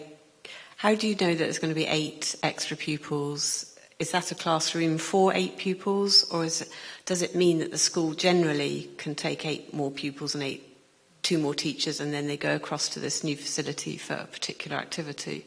What's the evidence of the 8 plus the 2 staff?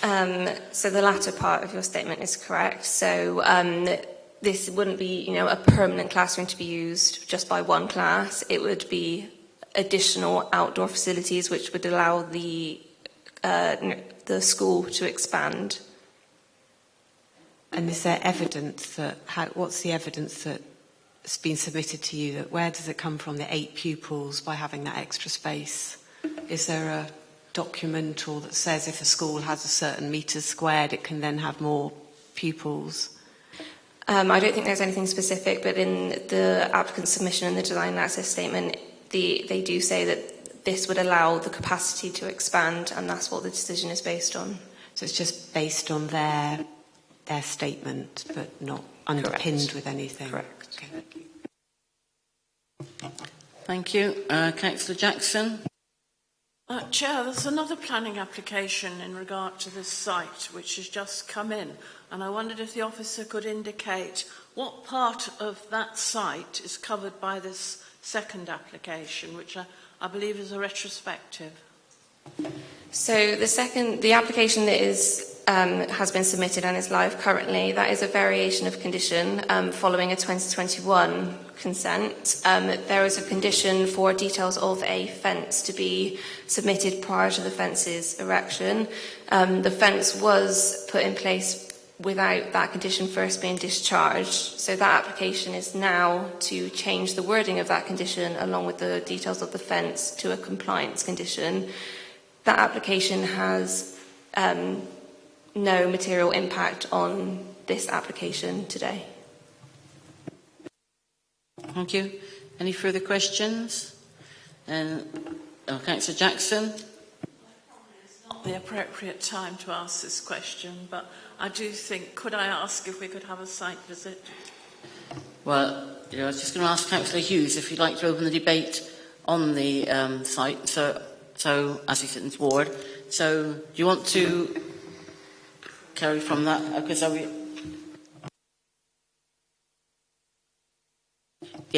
just go to Councillor Hughes and I'll come back to the questions in a minute, because we end up asking questions in debate anyway, so I think I'll just go to Councillor Hughes as he's about to speak. Okay, thank you. So yes, maybe it's slightly more complex than it may first appear. So on one hand, we have this nursery, which is a great community asset. And there's no question about the benefits that this facility offers. And it's very successful. And what we know is what comes with success is generally growth. And that's what we've seen here over the years. So as it's grown, it has an effect, an impact on the surrounding area and the neighbours. And that's where we are at the moment, is where the neighbours have concerns, particularly with issues to do with traffic and access and the growth of the site. So I think what we need to ensure is that we're maintaining the right balance between the needs of the school and the nursery and the impacts on the residents. I would certainly suggest that the best option for us would be a site visit. This would enable us to fully understand the needs of the nursery. It will also allow us to understand any impacts on amenity that may have to the adjacent residents. It will also enable us to understand fully the relationship between this development and the retrospective developments and the relationship that has to the Grade 2 listed building. It would also allow the issues that have been raised by residents with the transport statement perhaps to be reviewed and brought up to date so that they actually truly reflect the situation as far as access and transport is concerned. So for those reasons, I would certainly like to propose that we arrange a site visit. I think that's actually, but I'm going to second it, or whichever way you like to look at it. But I will just allow Councillor Hodge to ask, because you want to ask a question, and it may well be relevant to a site visit, whether you want something found out, before I ask for a vote on that. Not to worry, it's just a small factual question. Where is the curtilage of the base, not having seen the site at all, I'm just basing my thoughts on the report, where's the curtilage of the listed buildings? And secondly, the case is made about expanding the school benefit. Does this school take a higher proportion, or is it focused on pupils with SEND statements, or does it take a higher proportion? So is there evidence that would follow through? Well, we can answer those questions at the site visit. It's just because we have actually asked for a site visit now, so really I need to go to a vote on that. Well, the question should have come before Sean's statement. It's just information gathering before the discussion. Yeah. But there will be, because I'm going to go for a site visit in a minute if we need to go back, but if an officer's noted what the question is, if we don't go for a site visit, which we may not, then they'll answer the question. But if we do go for a site visit, they can answer the question then when we're on site, especially if we want to see where the curtilage is. Councillor Appleyard, I was about to go to the vote on a site visit, but yes? Yeah, well, as I understand it, I think that's a proposal that hasn't been seconded. Yeah, it was. Councillor Jackson actually proposed it, and Councillor Hughes did then, they both said it. My question was really what was the reason for the site visit, because I think it was mentioned about the external things, about what the residents thought about the highways, but there's quite a clear report in the paperwork here to say that the highways, they don't see an issue with that, and also it's been indicated that parking is not going to be street parking, it's going to be on site. So I'm just trying to really understand what the purpose of the site visit would actually achieve. Well, Councillor Jackson was to help with spatial awareness, and Councillor Hughes, you summed up. You summed it up very we don't well, have to Chair. go for a site visit, so I suggest we perhaps go for the vote for the proposal we got in front of us, and then we take it from there. Chair, I think the questions have to be concluded before the, with all due respect to Councillor Hughes' point, don't they come in the discussion? Or can you interrupt the questions with a proposal for a site visit? Yeah, you can. Yes, you can. In fact, one time there's always site visits and you stop talking, full stop. Okay. So we have a proposal in front of us, whether we need a site visit or not. Those in favour, please show.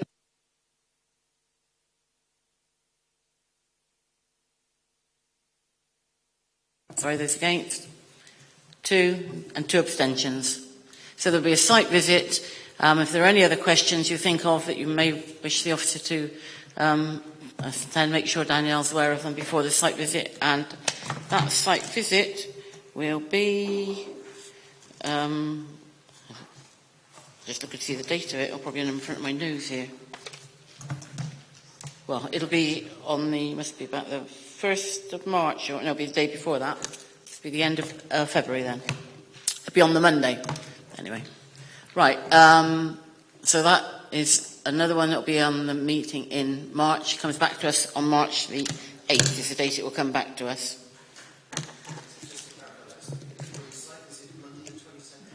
That'll be it, Monday the 27th, yes. It's always the Monday, like 10 days before. Thank you. So, last application is in Keynsham this time, Paige. So far we had 2 applications, not made a decision. That must be a record. See how we get on for 3. So Keynsham, a front extension there. Thank you, Paige. Thank you, Chair. So this item concerns 9 Gainsborough Road. It's a semi-detached property located in Keynsham, and the application is for a 1-storey extension to the front of the property. So we've got a site location plan here. The application site is shown in red, and the aerial view of the site is to the right. The property is semi-detached with number 11 Gainsborough Road. Their orientation is west-facing, and the application site sits to the north of the pair. So the block plan shows the location of the proposed extension. The existing and proposed ground floor plans are here. So it will basically be infilling this section here. The new side elevation wall will be approximately 0.15 metres from the boundary with number 11, and the depth of the extension will be 1.95 metres. The existing elevations are shown at the top and the proposed elevations below. The extension would follow the line of the existing roof and projecting wall. The first floor window would be made smaller, and the front door, which is currently on the side elevation, would be moved onto the front elevation. The height of the extension would be approximately 3.9 metres, sloping down to an eave height of approximately 2.4 metres. Materials are proposed to match the existing, and a condition will be attached to ensure this. So we've just got a few site photos. So that's it from the front, the view from the road, and number 9 is on the left. There's just a 3D image there that shows how far the front projects here. This is a view from inside number 11, which is the adjoining neighbour, looking towards number 9.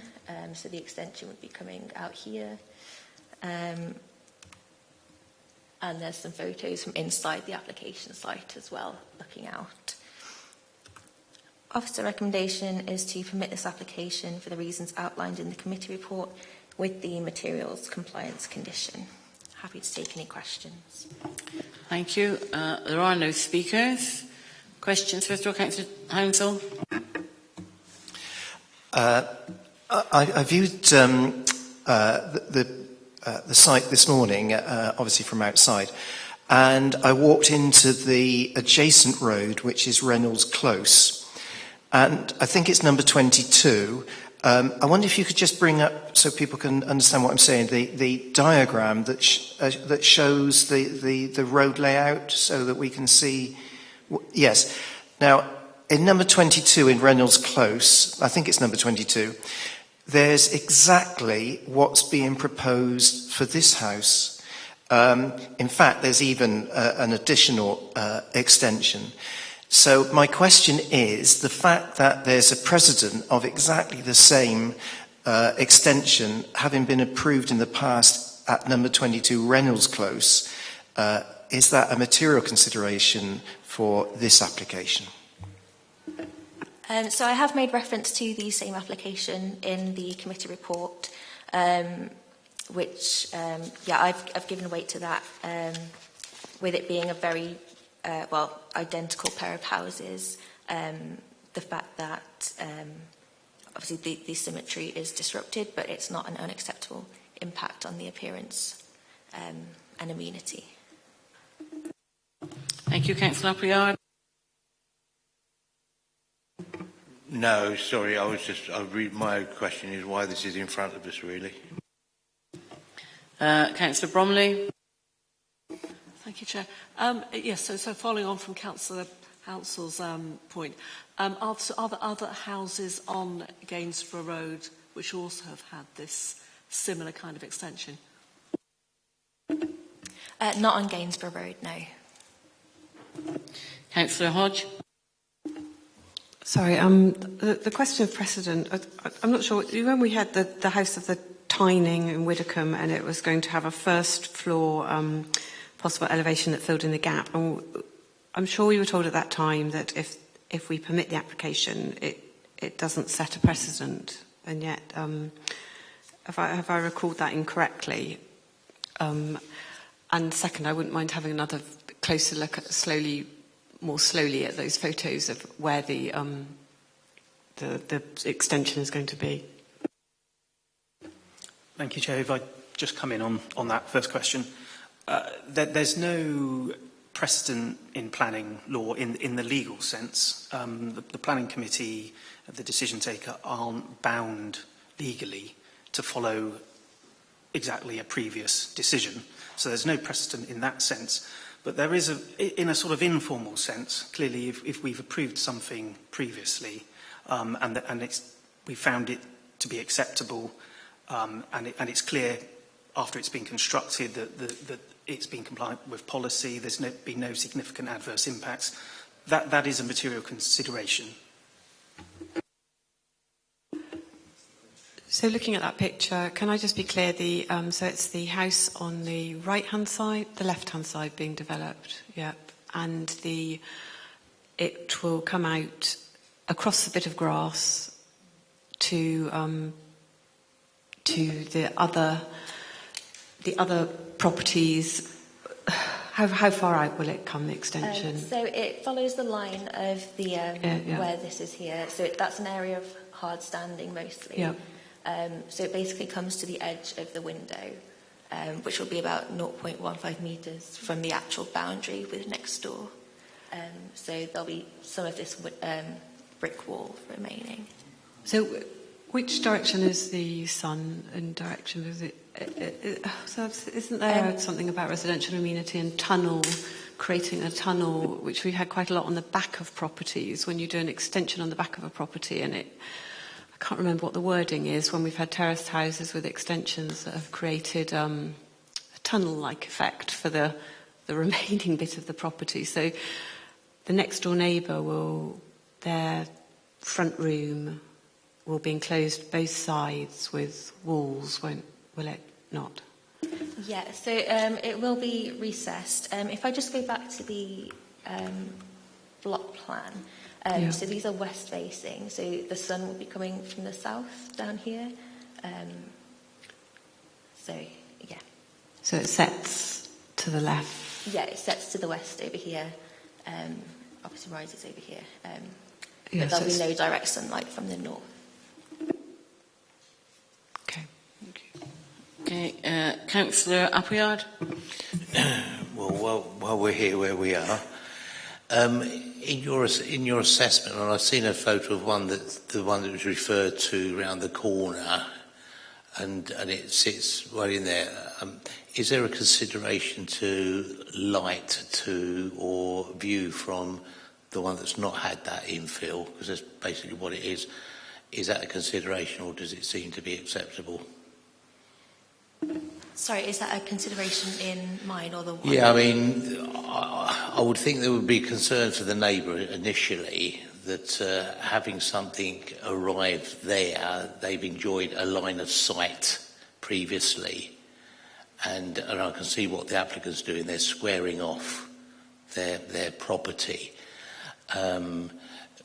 When you made that assessment, was there any, well, I presume there wasn't any noticeable impact in terms of light going into the non-developing property? Because otherwise you would have highlighted. But I'm just saying, is that a consideration? Yes, so it was a consideration. It has been taken into account in the committee report.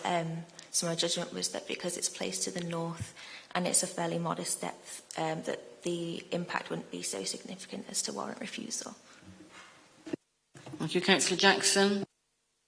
I'm really on the same frame. I'm looking at the objections on page 88 of the report.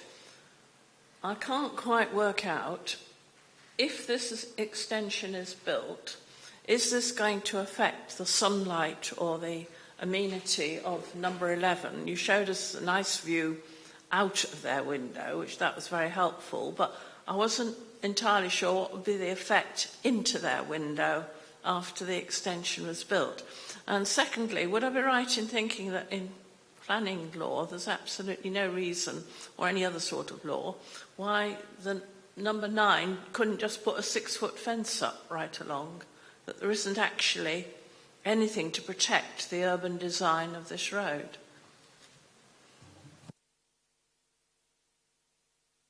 It's not in a conservation area, no. With regards to the light, no direct sunlight will be coming from the north where the extension will be, so that it won't be blocking direct sunlight. If I just go to back to the photos, no direct sunlight will be coming from this direction, which is where the extension will be. And with regards to... I think Chris is just coming with something there. Yeah, just to come back to Councillor Jackson there. Councillor Jackson is correct that in most circumstances you can erect a 6-foot fence without the requirement for a planning application where it's not adjacent to the highway. Whether that's the case on this particular estate, I'm afraid I can't confirm. On these open plan estates, there are often conditions which go back to the original planning permission, which prevent boundary enclosures being erected in the front curtilage areas. Whether that's the case on this estate, I don't know. But in many cases, yes, a 6-foot fence could be put up in this position. Is that a question, Councillor Simmons? I'm just going to report that there is a covenant on some of the terraces and closes in that development where you cannot put anything in the front. It's got to be open plan. But I don't know how long the covenant lasts. So I had a friend who lived in one of those. Thank you. Councillor Bromley, and then I think it will be for you to open the debate, Councillor Murphy. So in your assessment, the neighbour's property, their residential amenity, isn't harmed in any way then by this sort of, as Councillor Hodge mentioned, sort of tunnelling effect then? So my assessment was set out in the committee report. So while there would be some impact to outlook, I didn't consider it significant enough to warrant refusal. Those windows are really quite wide, at about 2.55 metres, so there would still be a lot of outlook remaining. And as the depth is fairly modest, I didn't consider it that it would be too overbearing as to warrant refusal. Thank you. Is that a question, Councillor Hodge? Yes, it is. Another question, sorry. So I'd like to be clear what's on the materials treatment of the facing wall that the neighbour will see, and secondly, that Keynsham Council have objected on in terms of the impact on the street scene. So are they 70s houses or 60s or 70s houses? I just wanted to see the street scene again to see how much this particular design is repeated and is a feature of that, that particular type of street scene. Thank you. So is it just... Yeah, so if I go back to the location plan again, so this type of semi-detached pair is repeated 4 times along the street, and then opposite are different housing types, and then the similar pairs are in the street behind as well. And sorry, what was the first question? So the materials that what will face, is there a window or is it a rendered wall? Or so it will be brick to match the brick here. So a brick wall, and then probably the side treatment to the sloping roof, I suppose, above that. Would Yes, it be? Yeah. yeah. Councillor Appleyard, was yours a question as well? Yeah, on your photos, I wonder if you can very quickly just flip through. There was one photo, that one there. Now, I'm just trying to understand, just down towards the bottom there's something stuck on the front of that one. Now, yeah, that there, is that like a conservatory type thing on the front or something, or? I believe it's some kind of conservatory sunroom. Yeah, because I mean, I would just say, I think we're making a bit of a pig's ear if we sort of get too hung up on that, because already there's something stuck on the front of the building there, and it may look all right. And judging by the photo I've seen on the one that's similar to the one being proposed, it certainly doesn't stick out at all. So, okay, so I just really wanted to make that point. There was already structures on there. Thank you. So, Councillor McPhee, open to ask you to open the debate as a ward councillor. Yeah, well, I went round this morning, and I also went round to Reynolds and looked at that. And the first thing I noticed was what you just mentioned, which was there's some extra building there. In terms of the street scene, as you can see, the houses are quite well set back. And to be honest, in Reynolds, I had a job to spot it. It doesn't intrude at all. In the report, in the objection, there was a concern that the work was going to go over the boundary, but as you pointed out, there's 0.15 of a metre there, so there is time. I don't think there's going to be any boundary. So my conclusion, and the light is coming from the north, is there is going to be light reduction, but I think it is less than significant harm. So I don't have any problems. I'm quite happy to support the officer. Thank you. Do you want to make that as a proposal then? Yeah. Okay. Is that fine? Seconder? I think both Councillor Appleyard and Councillor Houser will second that. Is there anyone else now who wishes to speak? Councillor Hughes?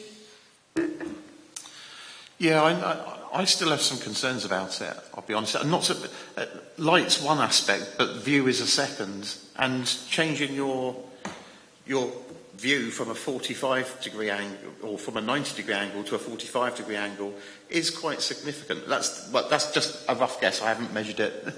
I haven't got my geometry set out yet. But no, I am concerned. I mean, I understand the comment from Councillor Jackson about you could put a 6-foot fence through there, but that would be detrimental to both houses, whereas this is just detrimental to one. And so, yeah, I'm still concerned about this, the view. Councillor Malloy? Just got a couple of thoughts, really. Yeah, I think it definitely will change the street scene if it's permitted. But my question is, so apparently there was no objection from the neighbour, that number 11, is that right? Directly next door. And I just wondered,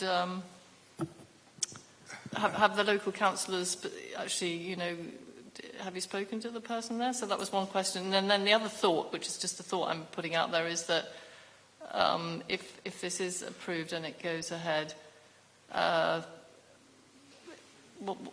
so the neighbour then is perfectly within his or her rights to also have an application like this and fill in the gap.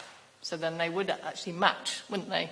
if they also had the same or similar application to extend, and then in that case the front doors would both be facing outwards, because at the moment I understand they face each other. Is that right? So that would make it more symmetrical, but of course we can't, there's all speculation, isn't it, about whether or not the neighbour at number 11 is perhaps thinking about doing that in the future or not. But I just thought it was interesting that there was no comment either way from the neighbour, because I think it will impact quite a bit actually. Councillor Hounsell.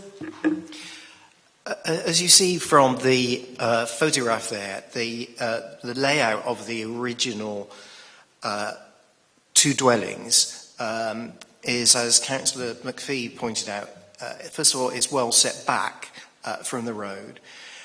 It's actually quite broad, and the bits that stick out, if you like, are fairly shallow. And we've talked about Reynolds Close and some of the properties, we were just beginning to see at the very top of the drawing there, top right. Very, very similar street scene, very similar layout. They've had a number of extensions of various kinds, and there's an exact copy of what's being proposed in the adjacent road.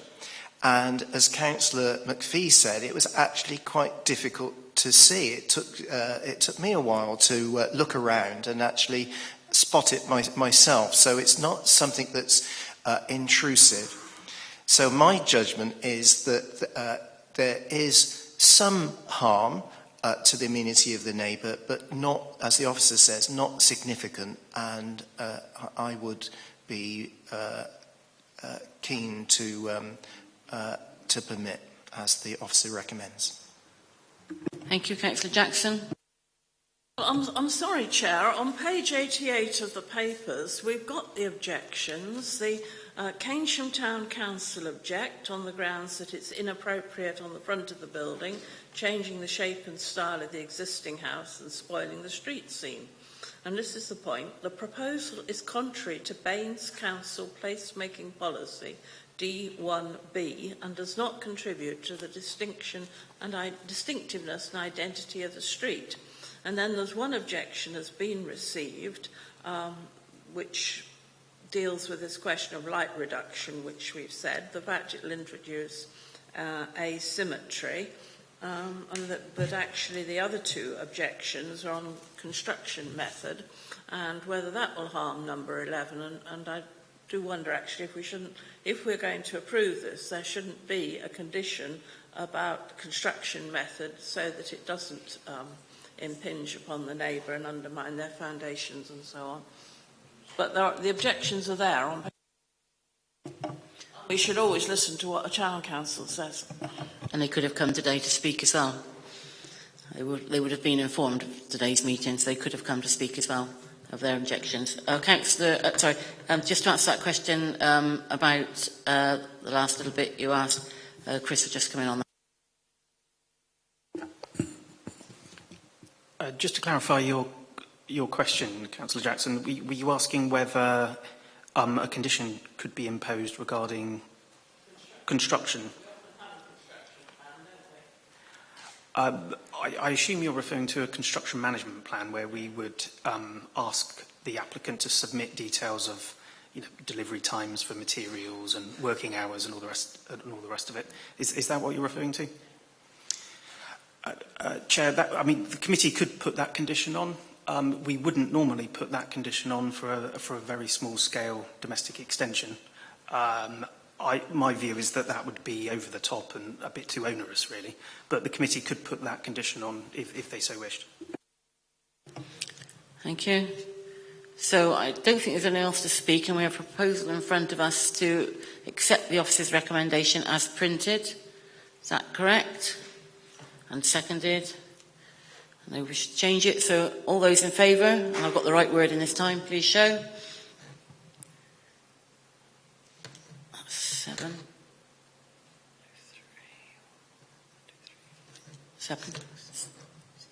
1, 2, 6, 7. 5 along there, and Brian and myself, that's 7. Those against? 3. 4, sorry. Oh, Lucy sounds like that twice. It must be 6 and 4. Yeah, 6-4. So that has passed, 6-4.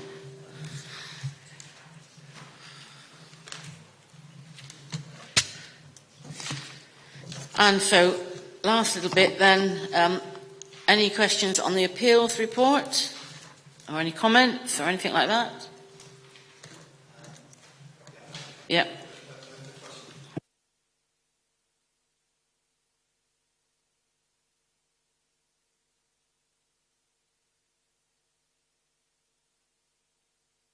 Developer must pay the council costs after dropping appeal. This is the real anaerobic digester application. And it says that developer must pay the council costs, but it's being negotiated. I wonder if we can have any update on that as to what the costs have been agreed as. We've calculated the council's costs in respect of that withdrawn appeal. They haven't been agreed by the appellant.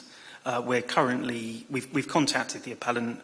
We've put those costs to them, and we're currently awaiting a response to that letter. We do have a thing that comes around what costs are awarded, but when they've actually been awarded, if that makes sense. So I guess we will hear, but maybe a little bit sensitive at the moment. Any other comments? Councillor Jackson?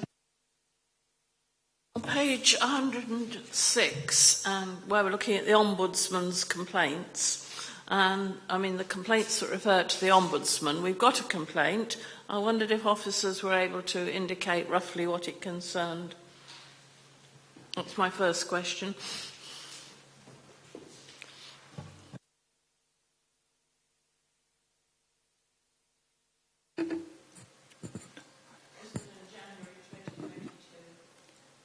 Thank you, Chair. I believe that relates to a application in the Fairfield Park area of Bath, but I would have to obtain the fine details and come back to Councillor Jackson outside of the meeting. Thank you. You may want to circulate it to all. Councillor Hounsell, and then I'll come back to you. Sorry, Councillor Jackson, you had another question, didn't you? Page 105, enforcement investigations. Just a couple of things. It says investigations closed, and it's got 95. Now, I've asked on numerous occasions that is broken down into the reasons why they've been closed. It is possible to close an investigation because of convenience and costs, ongoing costs to the council. So it's possible those 95 cases have been closed without any amelioration or anything, any compliance that the neighbours or in the area would see, and so you'd have 95 cases where people have breached planning and with no consequence. So I've asked on numerous occasions that line is broken down into categories. I know the planning department is very pressed, so I'm not asking for that to be done retrospectively, but I ask that going forward there are some subcategories so we can understand what that figure actually represents. And the other thing I just want to mention is that the number of investigations in hand has gone up in the fourth quarter to 441, whereas in the first quarter it was 298. So we've got 441 open cases. And I have a case in Salford with clear breach of planning, and a case reference, a reference number has been allocated, but it's not been allocated to a member of staff yet because of a shortage of staff and because of prioritisation. So I just would like some comment about the deteriorating situation about enforcement investigations and what is being proposed to turn that around. Thank you, Chair. It's correct that we have seen an increase in enforcement complaints and matters for the enforcement team to investigate. As I'm sure members of the committee know, the enforcement manager post was vacant for a time and was being temporarily covered in part by some agency staff. That post has now been recruited too. So Neil Howard is the new enforcement manager. We also had another vacancy in the enforcement team, which was as a result of someone internally being promoted. So their former post was left vacant. We've now very recently recruited to that post, and they'll be starting in the next couple of weeks. So I expect the enforcement team to be responding a bit more quickly to the complaints as they come up, in accordance with the priorities set out in the enforcement plan. Thank you. Councillor Jackson. Well, as a sort of subline to that, I'd like to say I got a report on a Sunday of a historic wall being demolished, and I immediately alerted our enforcement team. They were out first thing Monday morning and put a stop on the perpetrator, who had already been told by the planning inspector that he couldn't demolish that wall. So the new team are certainly quick off the ball and quick off the mark when they can be, and I'm very grateful to that, because I got the residents piling in on me to say they cannot demolish this wall, etc. But what the other question I wanted to ask concerned Chair's referrals. We've got a very, page 106 again, we've got a very marked reduction in referrals to Planning Committee, and you know that the number has gone downhill.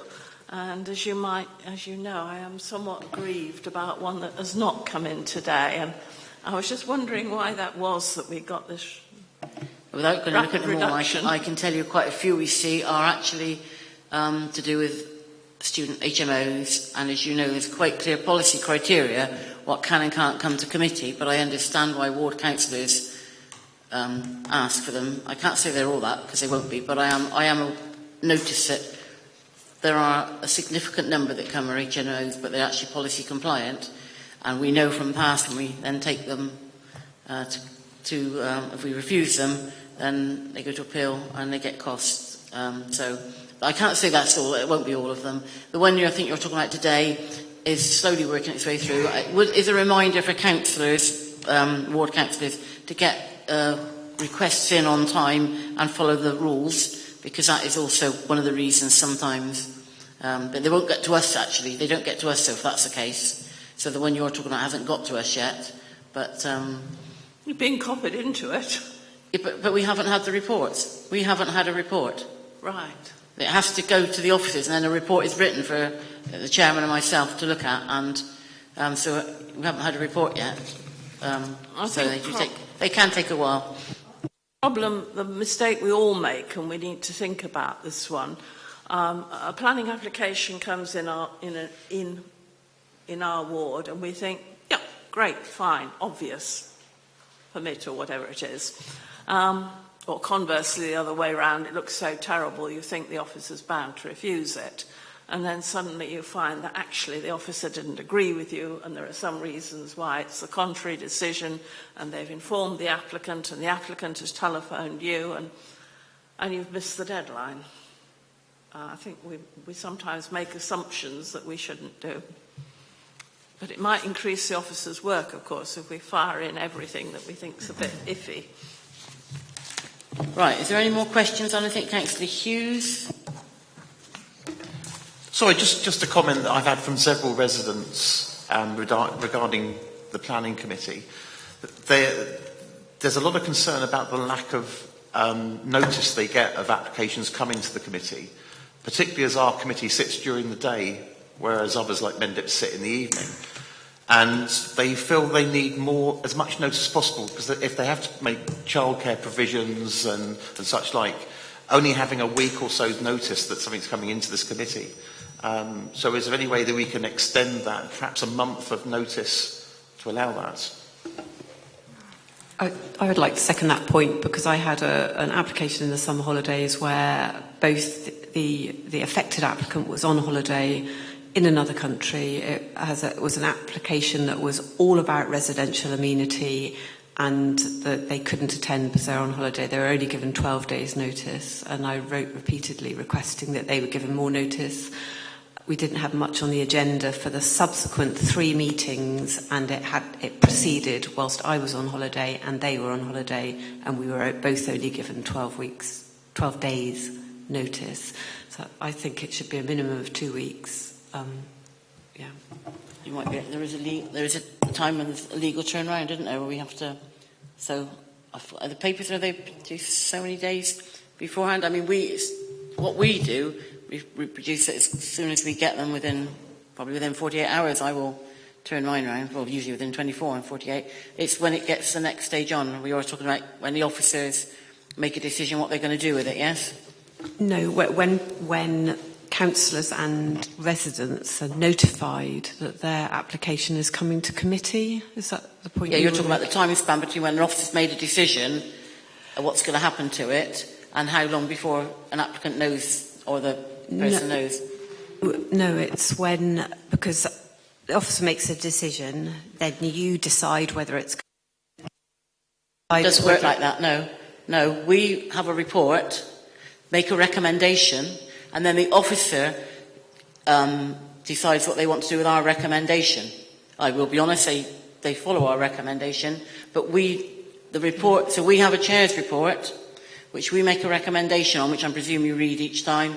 And then it goes back to the officer, and that is where the decision is made. It goes to the officer, and then it'll come across to a senior planning officer.